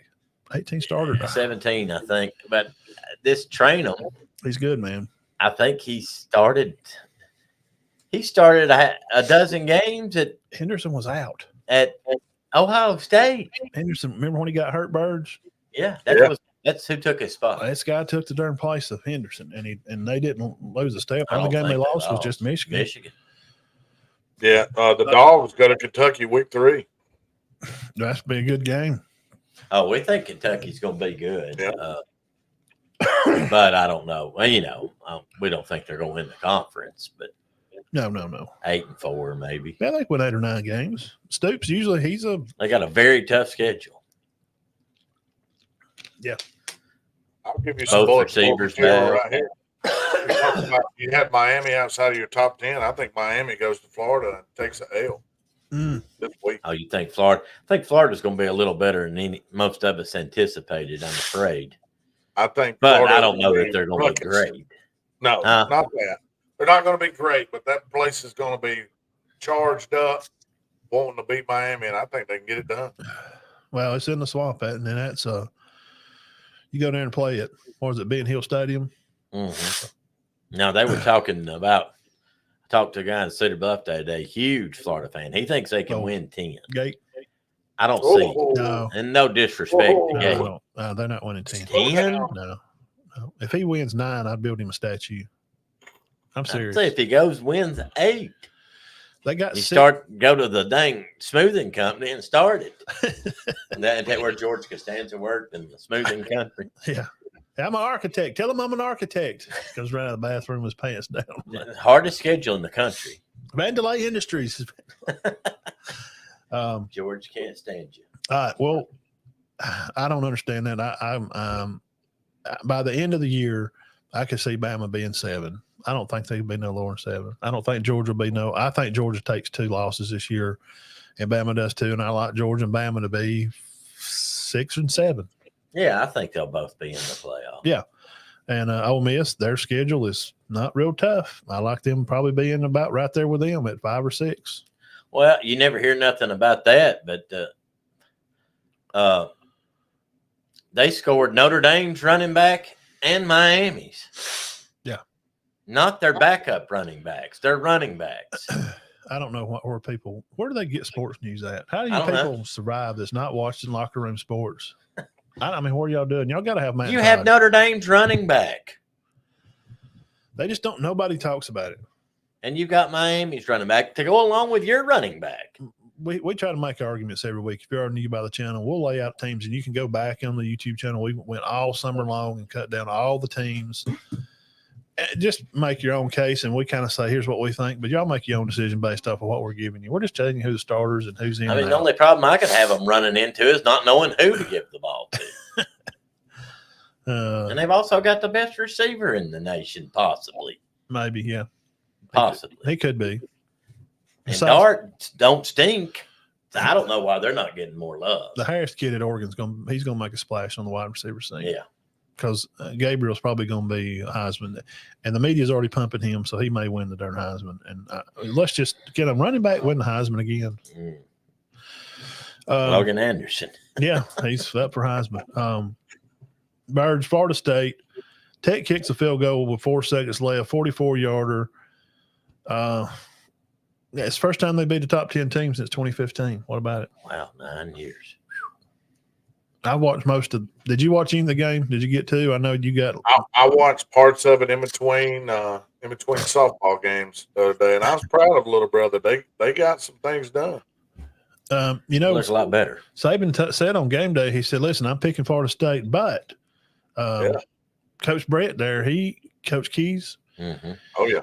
He's one of Saban's guys, and he said, if anybody can get them ready defensively, and he told me on the phone the other day, he said, we're ready. We've got a good defensive squad. And he said, I believe him because I know this guy. And He didn't lie. If we didn't have a good defensive squad, Saban felt like he just wouldn't have said anything. 290 yards is what Florida State gained. 290. 336 total. They rushed for 190. They passed for 146 yards. Florida State had 98 yards rushing. Mm-hmm. 98. Roy Dale Williams is their He running had back. 38 yards. Mm-hmm. His long was like a 10. What? And Uyunglele had 193. He didn't throw any interceptions, but he didn't make a lot of big plays. They didn't have but 291 total yards. Yeah. You like Hayes King Benton? I do like him. I like him. I do too. He's tough. He can run, and Well, Jamie Haynes, their tailback, had 75 yards and 2 touchdowns at Tech. Good game. Yeah.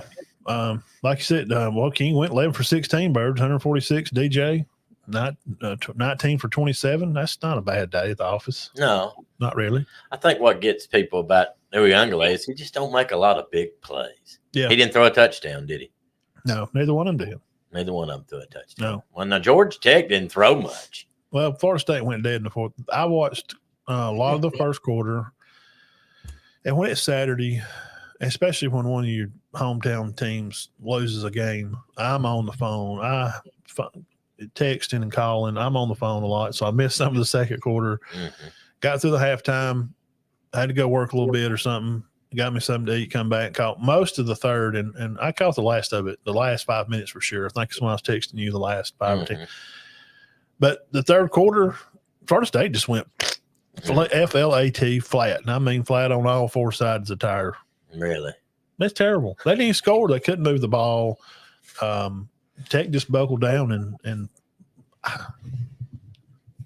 I mean, I wasn't shocked by it from what I'd heard, from what you told me about Georgia Tech when we went over it. We did a I know spot the on guy's a good coach. He has coached with Saban.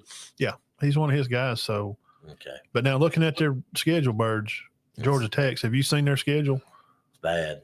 Just look at the top half, and you're like, oh well, gosh, they'll be 5-0 pretty soon. And then you go to the bottom half, you're like, well, they won't win one of those.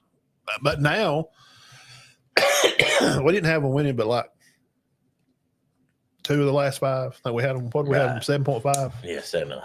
I got it here, but I'll have to. I think 7.5. I don't know. I just think everybody don't need to get too excited. We did this last year with Colorado. No, I don't do that. Yeah, and because they beat TCU, and I think Florida State will be okay, but I don't think they're going to be great. So, but I do think Georgia Tech's going to be improved now. Well, yeah. Looking at their schedule there, but I don't think either one of them's going to make the playoffs. It's the last half of the season. Mm-hmm. Where's you got Georgia, you got Miami. Where's the Tech and Georgia game, Birds? How does that, now that you've seen Tech play, how do you feel about little brother and company? They'll keep it within 17. Okay. So Georgia, it's a long time from now to then, but yeah, it is a long time. So we're not terribly surprised. I put a clip up on Facebook, and we felt like Georgia Tech could have a shot to. I think we got a chance. I think they got a chance to beat them. That's kind of how we phrased it. Yeah, I mean, not a great chance, but a chance. If they could keep it close, I don't think it's just a gimme. No, a gimme. But Georgia's got that. 336 total yards for Tech. Right. That's a good day. Yeah, yeah. And right here's what I circled, and we'll move on there from that. 98 yards for you're not winning no football game, a college game, and rush the ball for under 100. Mm-hmm. No, not much. They got 4 players. Unless you throw for 450. Let me tell you right here. Let me just speak some truth here. Sean Murphy from Alabama, Earl Little, TJ Ferguson, lineman, and the other wide receiver, Benson. Mm-hmm. They all went from Bama to Florida State. Florida State's got 5 guys from Bama. Yeah. So, and New England, they had 40 stars. Did Bama lose some big time players? It don't seem like they did. No, not really. It don't seem like it. Does it? Not really. Okay. Benson's okay. Well, they couldn't get it done. I'll shout out to next game here, North Alabama. It's mentioned score, Eastern Missouri. I watched the game. It's a good game, mostly for the most part, but wound up being 37-15. But Patu, the quarterback in North Alabama, they had 320 yards. He threw for over 100. So, hey, but they got beat pretty good. Huh? Yeah. That kid, Hanley, their quarterback over at Southeastern Missouri, he threw for about 200 yards. Real deal. Yeah. They had a good game plan, and they call them SECO because it's S-E, Mizzou, S-E-M-O, how they do their letters or whatever. So they got the job done. But North Alabama taking an L right out there off the list. Now, SMU, did anybody watch SMU Nevada? Wow, what a game. No, I tried. I looked for it. And for some reason, my Dish Network has no CBS Sports. So I was excited about that. And they come back. Yeah.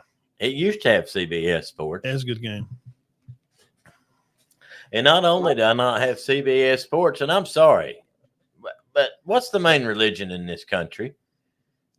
Christianity. Okay, they took off TBN from my Dish Network. I'm not happy about that because if I want to watch something if I want to watch a preacher, I can't even watch one now, Benton. God darn it, birds! What are they doing? Yeah, you could probably use it. You don't have to take off TBN off your network. It's not there. It's gone. Gun smoke comes on. Keep voting for the same people, and we'll keep getting the same stuff. Golly. Insanity, huh? Yes, the complete clown show. 29-24, SMU did come back, take care of business. That game was tied up there late. Stone wound up throwing for 254 yards, a touchdown, but he did throw a pick. But the receiver on the thumbnail there, RJ Maryland, he had a good game catching. Nevada's Lewis was 14 for 26, 132 yards, 2 touchdowns. They come out wide open. SMU come out flat. SMU looked they're nervous. Supposed to have a good year. Yeah, because that quarterback Stone, he's supposed to be the real deal Holyfield. They brought a lot of guys back. They're definitely supposed to. Wasn't they one of the top offenses in the nation last year? Yeah. SMU, I mean, they were supposed to be very good. Yes, very good. I mean, some people flirted with them being in the top 25. Did you watch the SMU Birds? Did you get to watch that game? I watched some of it. I actually I took SMU and the other team over 1.5 field goals in the first half, and it was 17-10, wasn't it? Yeah. 17, yes. It was 24-13 at one point. A lot of games this weekend seem like they didn't get to rolling till the third quarter. A lot of games. Just pregame. Around here, same way. Late third quarter is when one team just excelled on a tip or something weird happened, or another team. You think a lot of that's just nerves? Maybe it is. It's got to be. Same thing at Chattooga. I think people get tired, and it was 7-0 at halftime, and nothing happened there in the second quarter. After it was just 7-0 Friday. 7-0 at halftime. Yeah. Huh. Wow. And Zayden just goes nuts. Runs for 200. Well, had 100 yard. Did he have the 100-yard one before in the first half or the second half? No, it was second half. It was third quarter. Okay. See, so he got wound up there. Yeah. Georgia. Let me pull this up here, and we'll go through these, and we'll come on here. Work for me. There it is. You excited about the game, Benton? Yeah, Birds, there it is. Just get it going, get it rolling. In all its glory, guys, we got our week 1 matchups. College football. This is considered week 1. This week was supposed to be week 0. Week 0. It's just that preseason game in Ireland. Really, yeah. Is all it really is. And SMU Nevada was. That was a good game. I remember sitting on the schedule and I thought it'd be good. Yes. So Thursday, North Dakota State is. I'm curious of the spread on that game. What's the spread at North At Dakota Colorado. State at Colorado? I'm betting it's going to be about 10.5. Colorado. It may be less than that. I'm curious about that. I think a lot of people will take North Dakota State with the spread. It being at Colorado, I'm a little hesitant too, and I don't know all of Colorado State's North Dakota State's players. I know they are always good. Always. I'm curious about what that spread would be. Saturday, starting your day off in Hotlanta at 12 o'clock Georgia time. Clemson and Georgia will be playing there. We'll fix to talk about it a little more. And Miami at Florida, we've talked about that in a little bit. 2:30 on 2:30.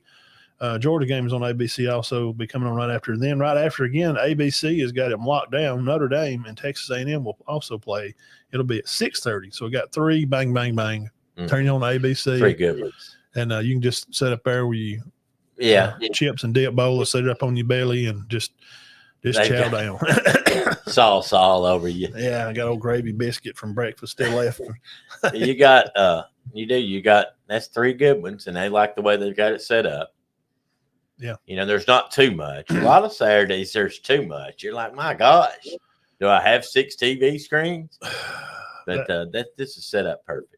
Yeah, I'm ready for this one. Now Georgia and Clemson. Birds, you dogs are bringing back 16 starters. The returners on D-back, the same thing we was talking about Bama. There's some of that at Georgia too. Starks and at cornerback Everett, those are your 2 kind of leaders back there for defensive side in the back there.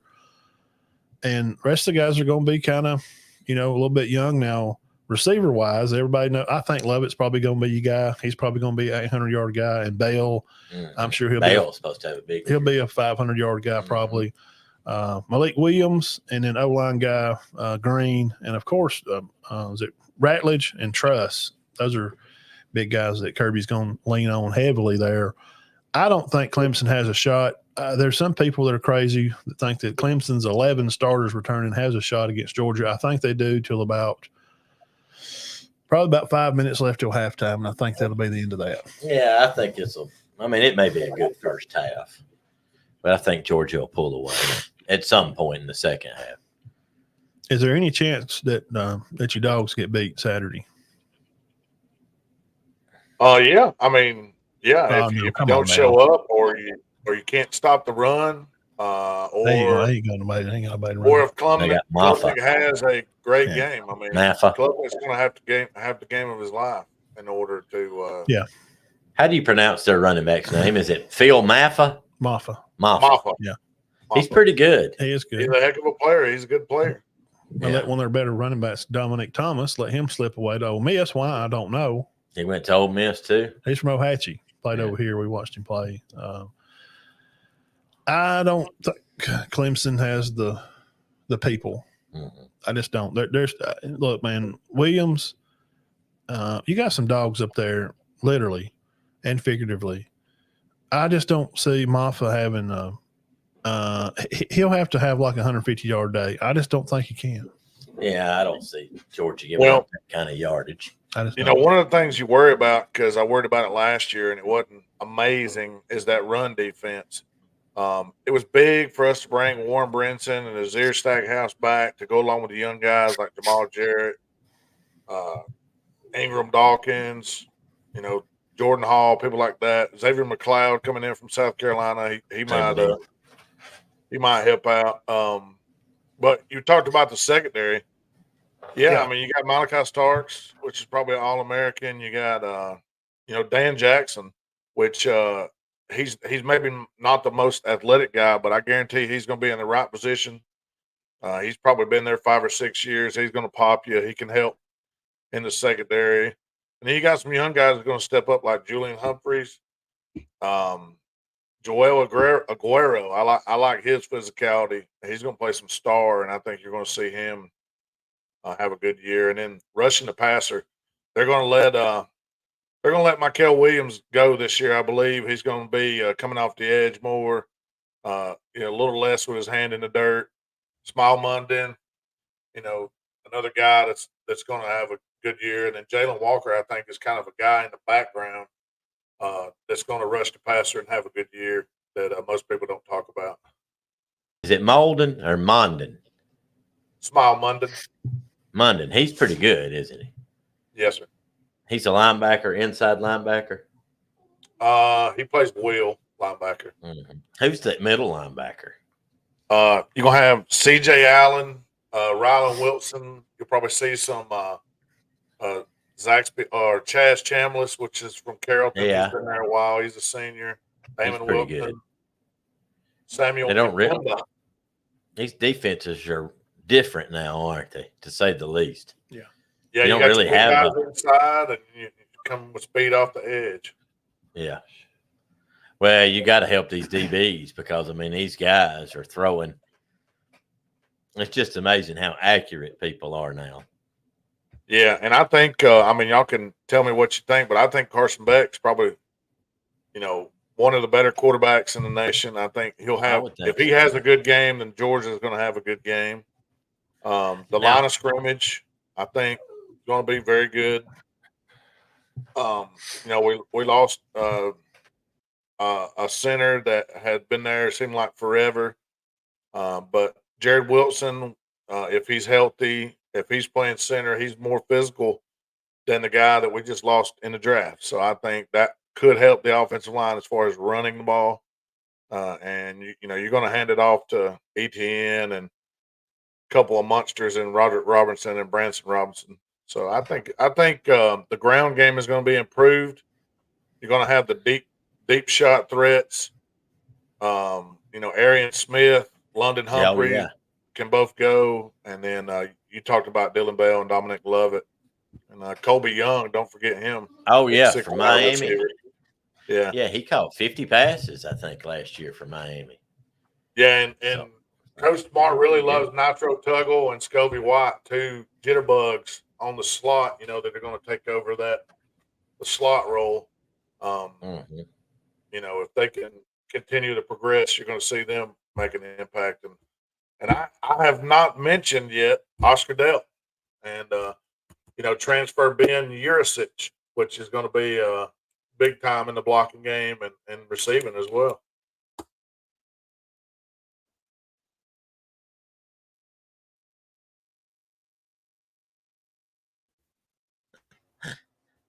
We're all right. Yeah. All right? Yeah, Dale.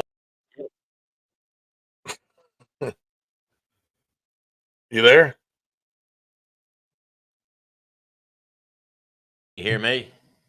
There you Gotcha now. go. Okay. I'd put the puppy out there. Oh, I didn't know you went off. I thought we were still on.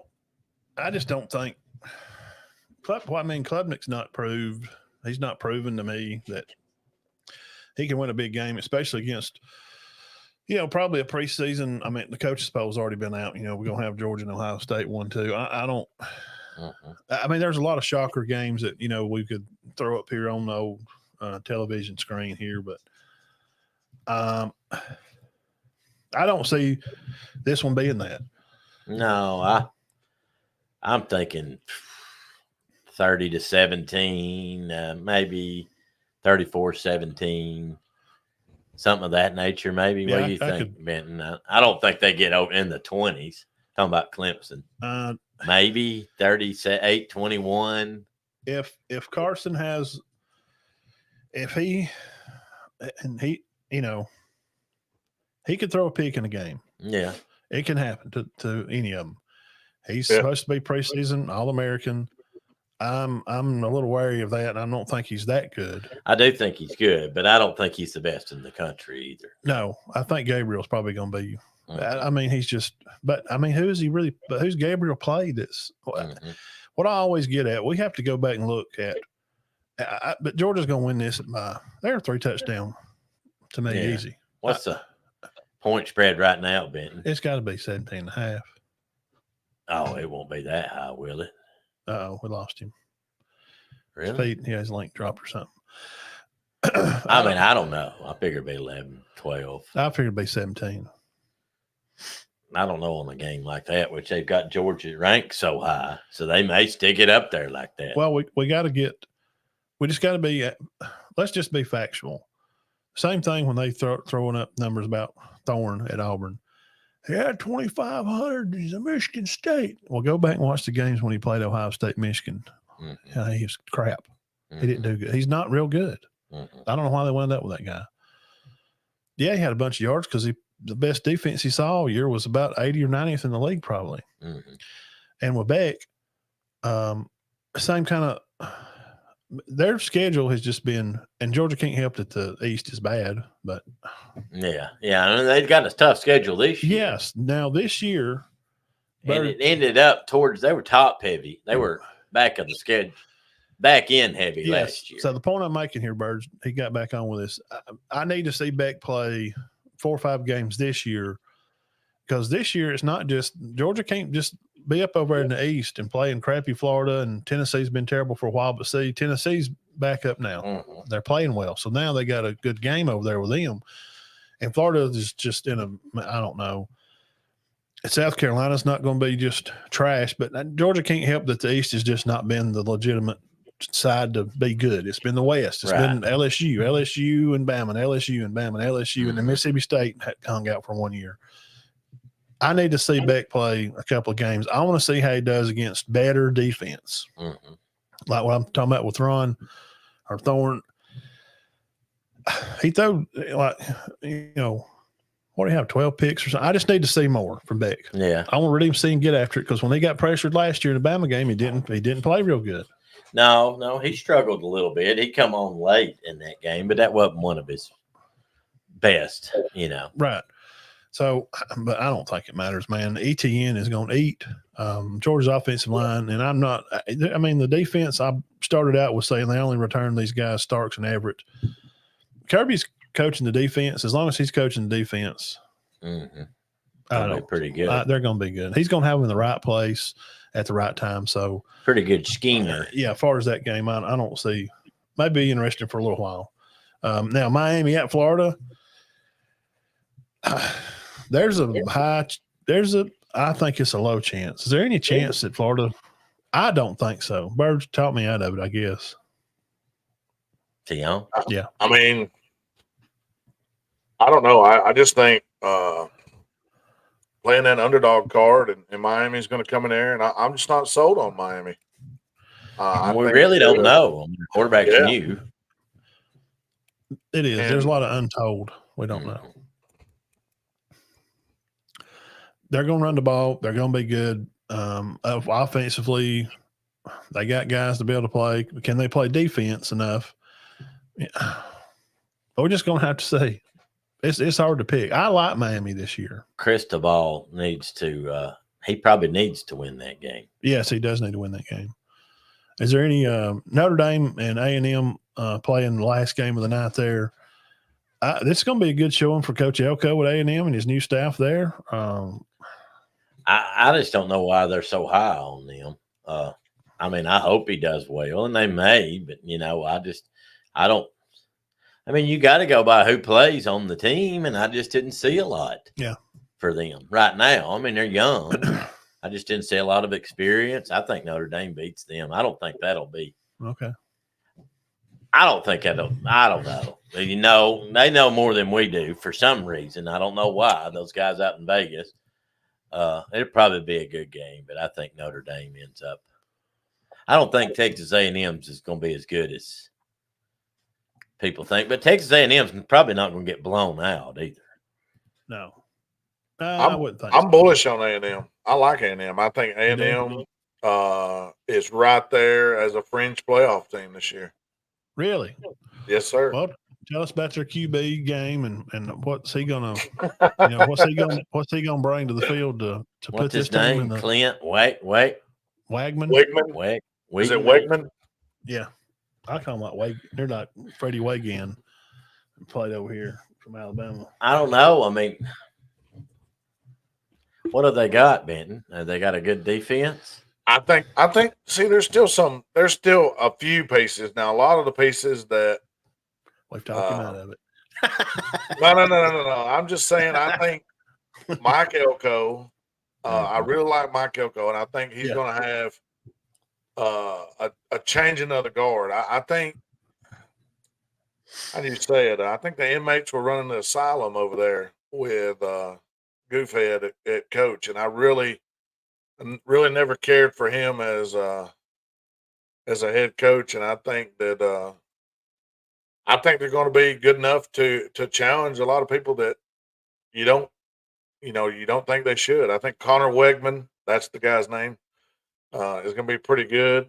They got the Moss kid returning at running back. I mean, they have a huge offensive line. Whether or not they're the most touted guys, they're going to be big. And then you got people like Shamar Turner on the defensive line, Shamar Stewart as well on the end.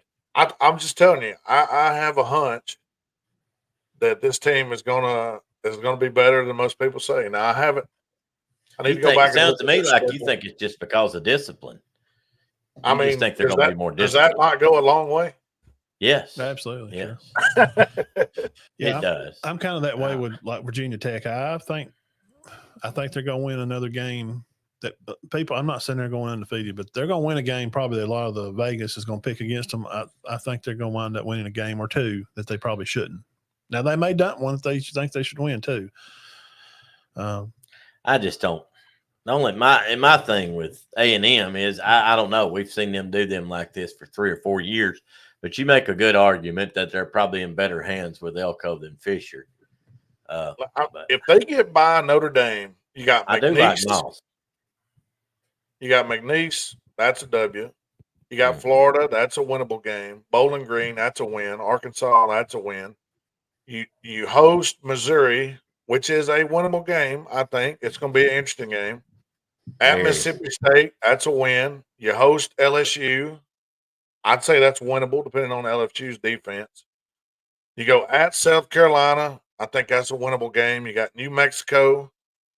And then you finish the season, and here's going to be the kicker, at Auburn and then hosting Texas. You get one of those two, you're right there. You're knocking on the door. I mean, what do you think? Yeah. Think I'm crazy? No, I just didn't think they had a lot of pieces back. I do like Moss. Yeah. And I don't know. Wait, what do we have them at? 7.5? 7.5, 6.5. Push the over.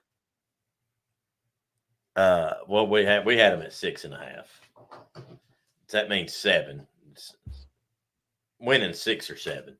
Mm. Oh, Big Mac, going back to the Colorado game, Colorado's a 9.5 point favorite. What? 9.5. I'd take them on that. Oh, that's one of them bad numbers. That's one of them. The Joey the Fish, trust me, knows what he's doing on that game. Yeah, it'll be 7 there with about 26 seconds left, and Dion will have to kick the field goal to make it a 2-point. It's just unbelievable. I seen ridiculous. You'll never convince me that stuff's not done on purpose. The biggest setup game that I ever seen. I mean, just big time. Or say Auburn and Oregon together. Put them all together. All Oregon. All Oregon. That national championship game. Cam, they're down there at the goal line. He could have scored. Mm-hmm. No, they kicked the field goal, mm-hmm. and it covered. Vegas won on that because they had them by like 3.5. And they won by 3 or something, like, wasn't it? Yeah, I mean that goes on constantly. Bro, what I mean, they're always within a touchdown of it. 90% of the time. Yeah, how about and I know people are. Huh? I said, how about this one? Miami on the road at Florida. Miami's a 2.5 point favorite. See, they know what they're doing, man. Yeah, you better take Florida on that if you're a pick 'em guy. Florida kicks field goal, wins the game. I don't think so. I think people sometimes, it's football. We do react emotionally. We try not to be ladylike and we try to be guys, but we get emotional over football. And I think a lot of people, y'all tell me if I'm wrong here, I think a lot of people like Cristobal and they want him to do good. They do. And here's something else for us older guys. Well, it could be for anybody. There's just something about college football when Miami, Notre Dame, Texas, USC, Alabama are good. You know what I'm saying? I mean, it just makes for Nebraska. Right. It makes something for better football. And I think we're just wanting to be traditionalist subconsciously. I'm going to my psychology spit here. I took 2 psychology classes in college. I've seen a psychologist on TV. I can play one right now. I think subconsciously that We want Miami to be good. I think that's maybe that's my own. That's my own fault. Nebraska is supposed to be good, but it don't matter anymore because our friend from Cornwall said there'll never be another game turned on in his house. Yeah, I'm calling you out on there. Yeah, until they win 9 games, and then it'll be on. He said he didn't care if they won 14.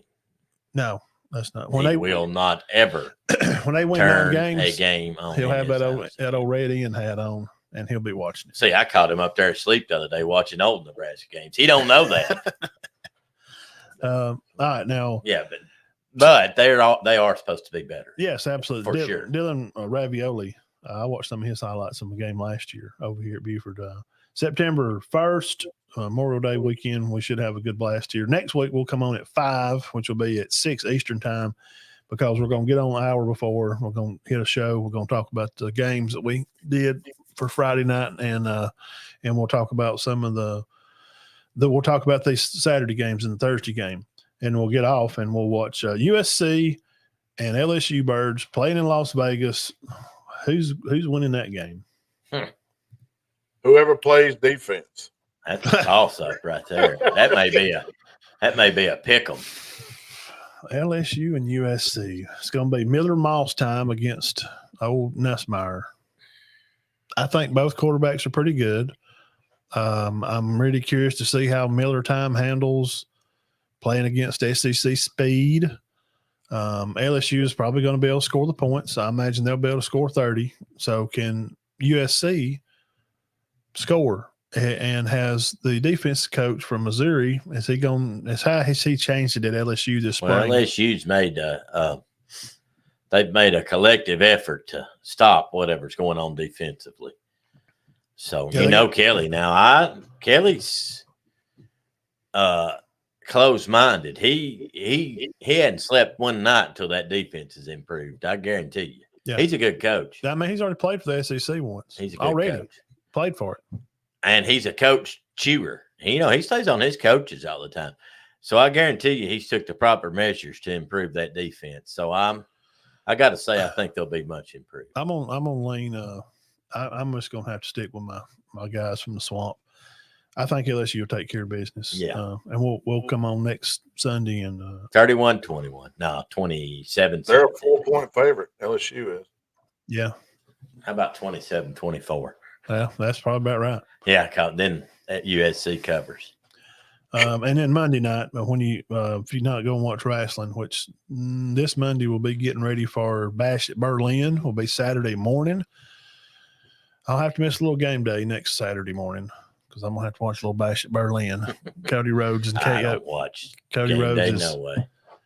Fighting Kevin Owens. He's gonna put the belt up, and there's gonna be some pretty good matches. When I quit watching game day? I don't know if you remember this, but 7 or 8 years ago, ESPN and Dish were in a dispute. I remember that, yeah. See, you couldn't watch nothing. Of course, I'd leave the house and go somewhere else and watch the games, but I didn't go watch game day, so I just got out of the habit of watching it. It's good. Yeah. Some people are not Pat McAfee fans. That's okay. I think he brings energy to it. I kind of like him. I like, Yeah, he cuts up. Keep energy. He don't need to be on there drunk. No. Now, on his show, he can do what he wants, but I ain't going to drink, and he cusses a little. They swear that he comes on there drunk, or he has. Monday, Boston College, Monday Night Raw is at Florida State. I don't know. How does Coach Norvell, guys, how does he patch this up and travel in from Ireland? They probably got home today. And then they play an Irish team, Boston College. The big fighting Golden Eagles, the Dan Marinos. They're supposed to be better. Dan's coming back. Dan. Then he played at BC. Pitt. You do not want to He lose played that. at Pitt. He played at BC. Who was their Doug quarterback? Flutie. Yes, Doug. Little short stuff. Most popular player ever there. Number 22. Well, him and the old linebacker for the Panthers. They quit early. Yeah. Kuechly? Yeah. You know who I'm talking about? Yeah. Luke. Yep. So I guess most of those games there, as far as the day kind of plays out, it's going to start out pretty heavy. Saturday's got a good day. Saturday's a good day, and they've got them spread out good. I like that. I'm afraid we're going to have a bad start. I'm afraid Georgia's going to get on Clemson pretty bad. I'm going to take Georgia in the over. I think they win by 20. I'm serious. Dabo hadn't 34-10. What do you think? What is the over in that? 51, something like that? I didn't mean the over. I meant the points. Spread. Which was 13 and a half. Yeah. 34. Oh, is it 13 and a half? 34 It was 16. at one point. I don't know. Let's see. It'll go down. They'll get a few field goals. They'll get there and close, and they'll score a touchdown or two, but they'll kick a couple of field goals. Now, right in the middle of the day, though, we do like the Florida-Miami. I'm really probably the most interesting game, honestly. I know it sounds stupid, but probably Notre Dame A&M. Is that dumb? No. A&M is 3-point favorite. I'm most curious about that. I really want to see how Coach Elko does. We coming from Duke, had a good team. Seems like a good guy. Mm-hmm. So I'm curious about that. I know it's not all about me, but I hope I'm right about Texas A&M. I'm Mm. going to look like a big dummy if I'm not. I don't understand. Well, how you think I'm going to look if I'm not right? So one of us is a dummy there. Yeah, but to claim a team's not going to be any good, it ends up good. That happens a lot because a lot of teams flounder. A lot of teams are supposed to be. It's easier to claim a team going to be good. I don't think people look down on you for that. But if you claim a team's going to be terrible and then they show out, that looks like you don't have a clue. Well, Like Missouri last year, I picked them to go 4-8. you did? Yes. Well, I didn't have them winning about 7 or 8 games. They were probably one of the better teams in the country last year. Yeah, well, here's some back into that, though. We didn't know old Chalky, their tailback, was going to just be like all SEC tailback. Nobody knew that. No. I had them. I liked Burton. I knew Cook was going to be good. Their schedule, their tougher games were at home. I knew they could win 7 or 8 games. But we didn't have an idea the running back was going No, to be the nobody SEC did. player of the year. Who did? Pretty much. Nobody. No. At most improved SEC team, Nick Saban said it's going to be Auburn. And with the guys, but see, some of these guys are waiting on to graduate. They're not going to be there right now. But they do have some already there now. But I'm going to – I guess they could be the most improved because they were probably one of the worst SEC teams. You lose 7 games. So I guess to say that it's probably not a far stretch. So I could kind of go along with Auburn being much improved. I think he'll be better. If they can win 8 games, that would be much improved. Mm-hmm.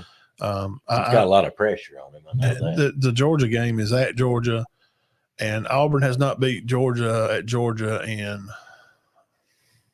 I think it was 01 or 2, Burge. Really? It's been 20 years. Mm. I don't think they'll do it this year neither. But if they do, Burge, oh gosh. You got any Auburn fans at work? Yes. Oh God. Really close. You'll have to change jobs. Where's Burge? He's working the parking lot for the next 2 months. Well, I'll go on and tell you right now. Jobs. I'll go and tell you right now, and I'm kind of being facetious, but I'm not exaggerating. This town right here has more Auburn fans than any town besides Auburn, Alabama. There's a lot of Auburn fans here. Yeah, my boy. Never known why. It's the farming. Farming. Yes, farming. Okay. It's a farming community. My boy Bobby Moten, he lives down there somewhere. He's a no, I'm just talking about Center. I'm not talking about Cherokee County. Yeah. You won't find nobody on the other side of the river that likes Auburn. Not many. Not many. No. Other side of the bridge, I mean. And some of them are either a lot of Bama, and there's some Georgia fans over there. A lot of Bama. Few Gator fans. A lot of Bama. Mostly Alabama. Over here, Center, it's a lot of Auburn. It's the farming community. That's what it is. Well, let me ask you one question, Benton. What is with the people in Georgia pulling for Alabama? Bandwagon. What is that about? I'm not a fan of that. I'm sorry. I'm not talking about people that just moved to Georgia. I'm talking about that's lived there their whole life. I mean, it's just. I guess you're just free to choose whoever you want. I mean, I know you are. I mean, I get it. I mean, Alabama's a good team. I mean, I mean, you can't hate on them. I mean, what right do you have? You don't. I just didn't know. There's a very odd discrepancy. I'd say it's 50-50 in Chattooga County. Yeah. Maybe 60-40. I don't know. What do you think? There's a lot of Alabama fans up there. Yeah, recent success. I mean, who can argue with the GOAT being the head coach? And yeah, that's obviously some of the questions that show up. But I also can't see living in the state and not pulling for the state school. That's just me. Yeah. I'm sorry. Well, I just, if I moved to Kentucky if I grew up in Kentucky, I'm going to pull for Kentucky. I'm not going to pull for Tennessee. And that crap don't happen up there. Let me tell you right now. Cutthroat, huh? No, you ain't going to find nobody in Somerset, Kentucky that pulls for Tennessee. But I have some family that lives in Somerset, Kentucky. I asked them if they pulled for Tennessee. Hey, I asked them guys at the golf course about it, and they looked at me like, "Are you out of your stinking mind?" He goes, "No, we hate them. We hope they never win another game." Some of the top 25 QBs, we'll run through this, and I will mention Bama's basketball SEC conference schedule. We'll get off here. Do you know about this Ryan Montgomery? I wanted to ask you about him, so I brought this up on here. Who's he play? I have seen a little bit about Committed it. to Georgia. Oh. Is he a runner / gunslinger, or is he No, he kind of fits the. I mean, he can move around, but I wouldn't say he's a runner per se. okay?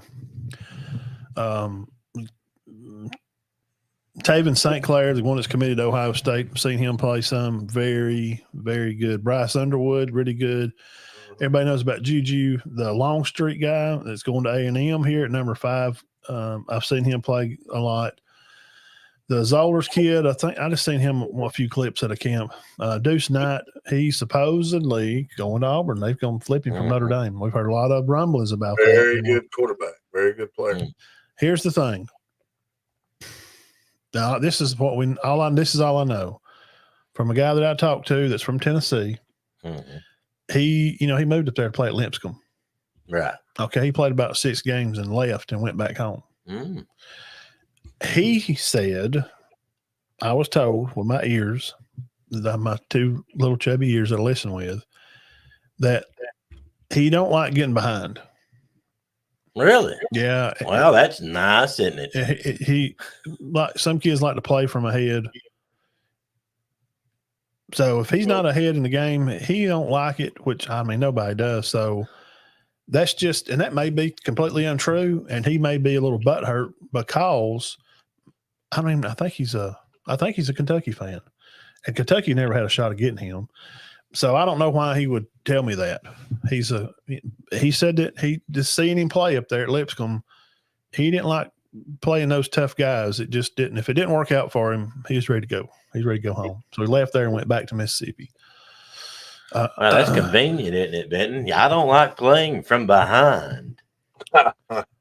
Okay. Ryan Montgomery, Tim Bryce Baker. We're just going through these. Of course, KJ Lacey at Saraland's locked in at Texas.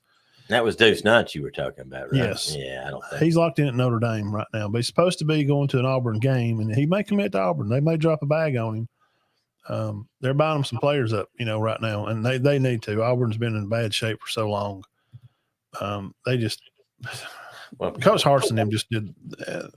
Gus quit recruiting there at the end, and Harsin didn't do a good job. No, he did a terrible job. So Auburn needs to get. They got like 23 or 4 kids. They're number 5 right now in recruiting. Yeah, I knew they was doing well. So they need all the kids they can get. But that's some of the quarterbacks I wanted to look at. That I didn't know about the Montgomery kid. So yeah, he does run. He's a pretty good athlete, but he's not a runner. Mm-hmm. He's a big 6'3", 215, 220. At the high school he goes to, he'll be a 4-year starter, and he's starting this year. Last year threw for 3,400 yards, 38 touchdowns. Where's he from? He was Ohio's Mr. Football. So Ohio's got good talent too. Yeah, he's up that way. Joe Burrow. Joe Burrow was a good one. Yeah, a whole bunch of them. He's from Findlay, Ohio. Oh yeah, wait a minute. There's another guy I know from up there. Yeah, it's a little small private school. Oh crap, who's that player? Dude, I just did a good, huh? Good program. Yes, who is that? Oh man, I can't. Maybe it was a guy that was coming to Bama or Auburn, and I backtracked him to his school. It's their logo is like a white circle with some blue writing in it. Yeah, Trojan. Yes. I don't know much about it. There's a recruit coming out of there. God darn or maybe it was Jack Lambert. Did Lambert Smith play up there? Maybe they come from Penn State. That's at Auburn now. I think that's who it was. I don't know nothing about crap. I can't remember. I mean, I know there's good high school football in Ohio. I read that outside of Georgia, Florida, Texas, and Lambert California, Smith. that Ohio and Pennsylvania was that Utah, the best. Nevada high schools are like we're watching like as a whole. Bishop Gorman. I watched him. Did y'all watch any of that yesterday? Bishop Gorman and Santa Aquinas. Wow, holy crap! And Lambert Smith, wide receiver at Auburn. He played. I don't know if it was him or high school. Luke Montgomery. That's where Lambert Smith. He's an offensive lineman from Finley. Okay. He plays at Ohio State.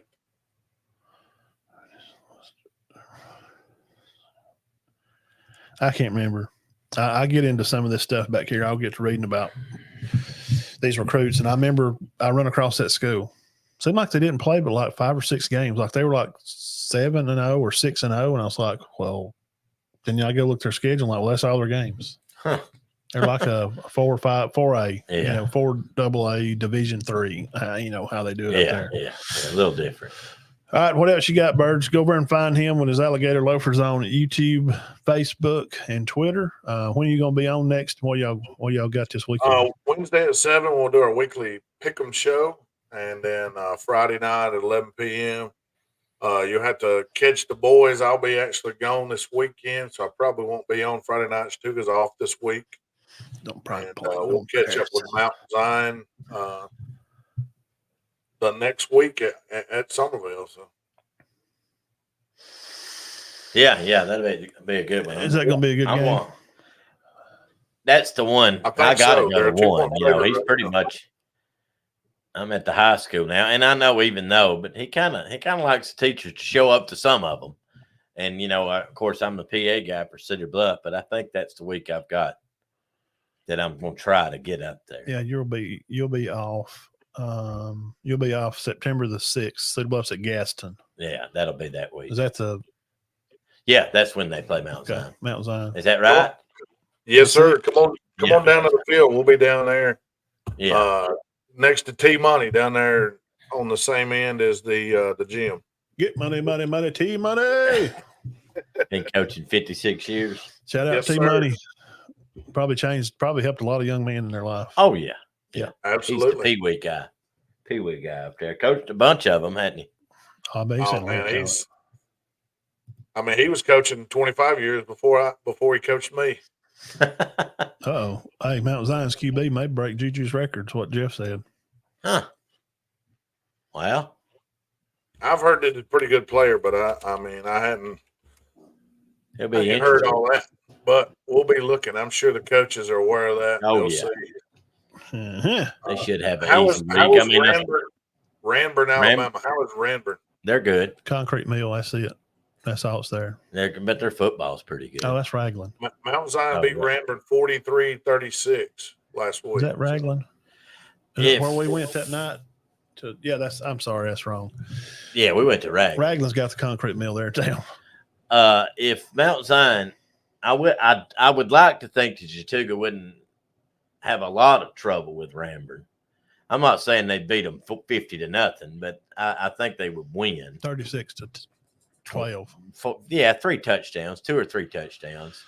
So I'm thinking Chattooga has a good shot at Mount Zion. Okay.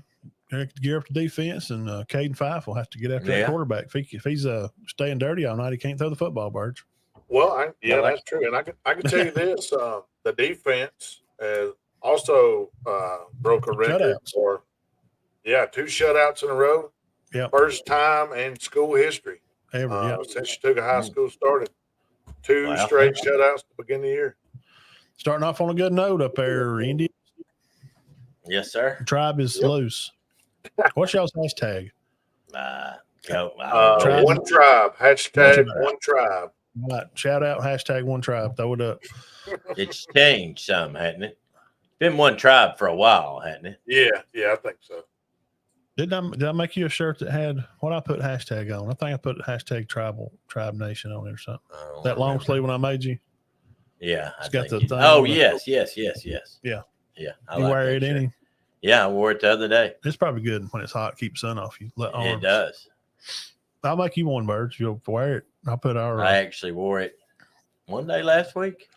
If it wasn't super hot. If I can get back to Boaz, see, I got these shirts up there. They're like Under Armour shirts. They're real thin, but they're good to wear when it's a little warm. But I can make you one and put the Chattooga logo on the chest and the Locker Room Sports logo on the back neck of it. I think that's what I did. Yeah, I think I put sharp. it on the back. I think you got it for Christmas or something. Yeah, I made all the coaches in the county here one. Yeah. Long sleeves. I just went with the large logo shirts that are athletic. I like these. They're real thin. Yeah, I'm not I like big shirts too. These are some of that newer colors. I got the blue one. You got did you get the red? Mm-hmm. The red one? Red one. Yeah. No, pink. I got a pink one. Yeah, shirt for player of the week will be coming. I'll come Spring Garden probably tomorrow or Tuesday. No, never mind. I'm sorry, man. I got the red one. I got the pink Matt and Todd show. Kind of a not pink. Yeah, I ain't never bought no pink shirts. Well, it's kind of guy. I don't know. I'll let you see it. I love it. Some guys like pink. I just never been I may be up for Easter. Yeah, well, it's a dark pink. But I'm not I'm just, his wife's like, well, let the boy wear pink. I don't know about that. It makes your eyes stand out. I don't care about that. Yeah. I know I'm beautiful. Well, I appreciate you having me on, guys. You're always welcome, man. Come by and hang out anytime. And next week or two, we'll get rolling a little bit more to come back on, and we'll do this again. And high school will be digging more, and we'll have some more info about the Dogs. See how they're going to blow Clemson out and get some more games going, see how Bama is, and we'll come back on and break it all down again. Sounds good. All right, guys, y'all keep your heads clear and your heads clear and your hearts full of God, and that'll help you have a good week. Yes, sir. All right, thank y'all. Appreciate it.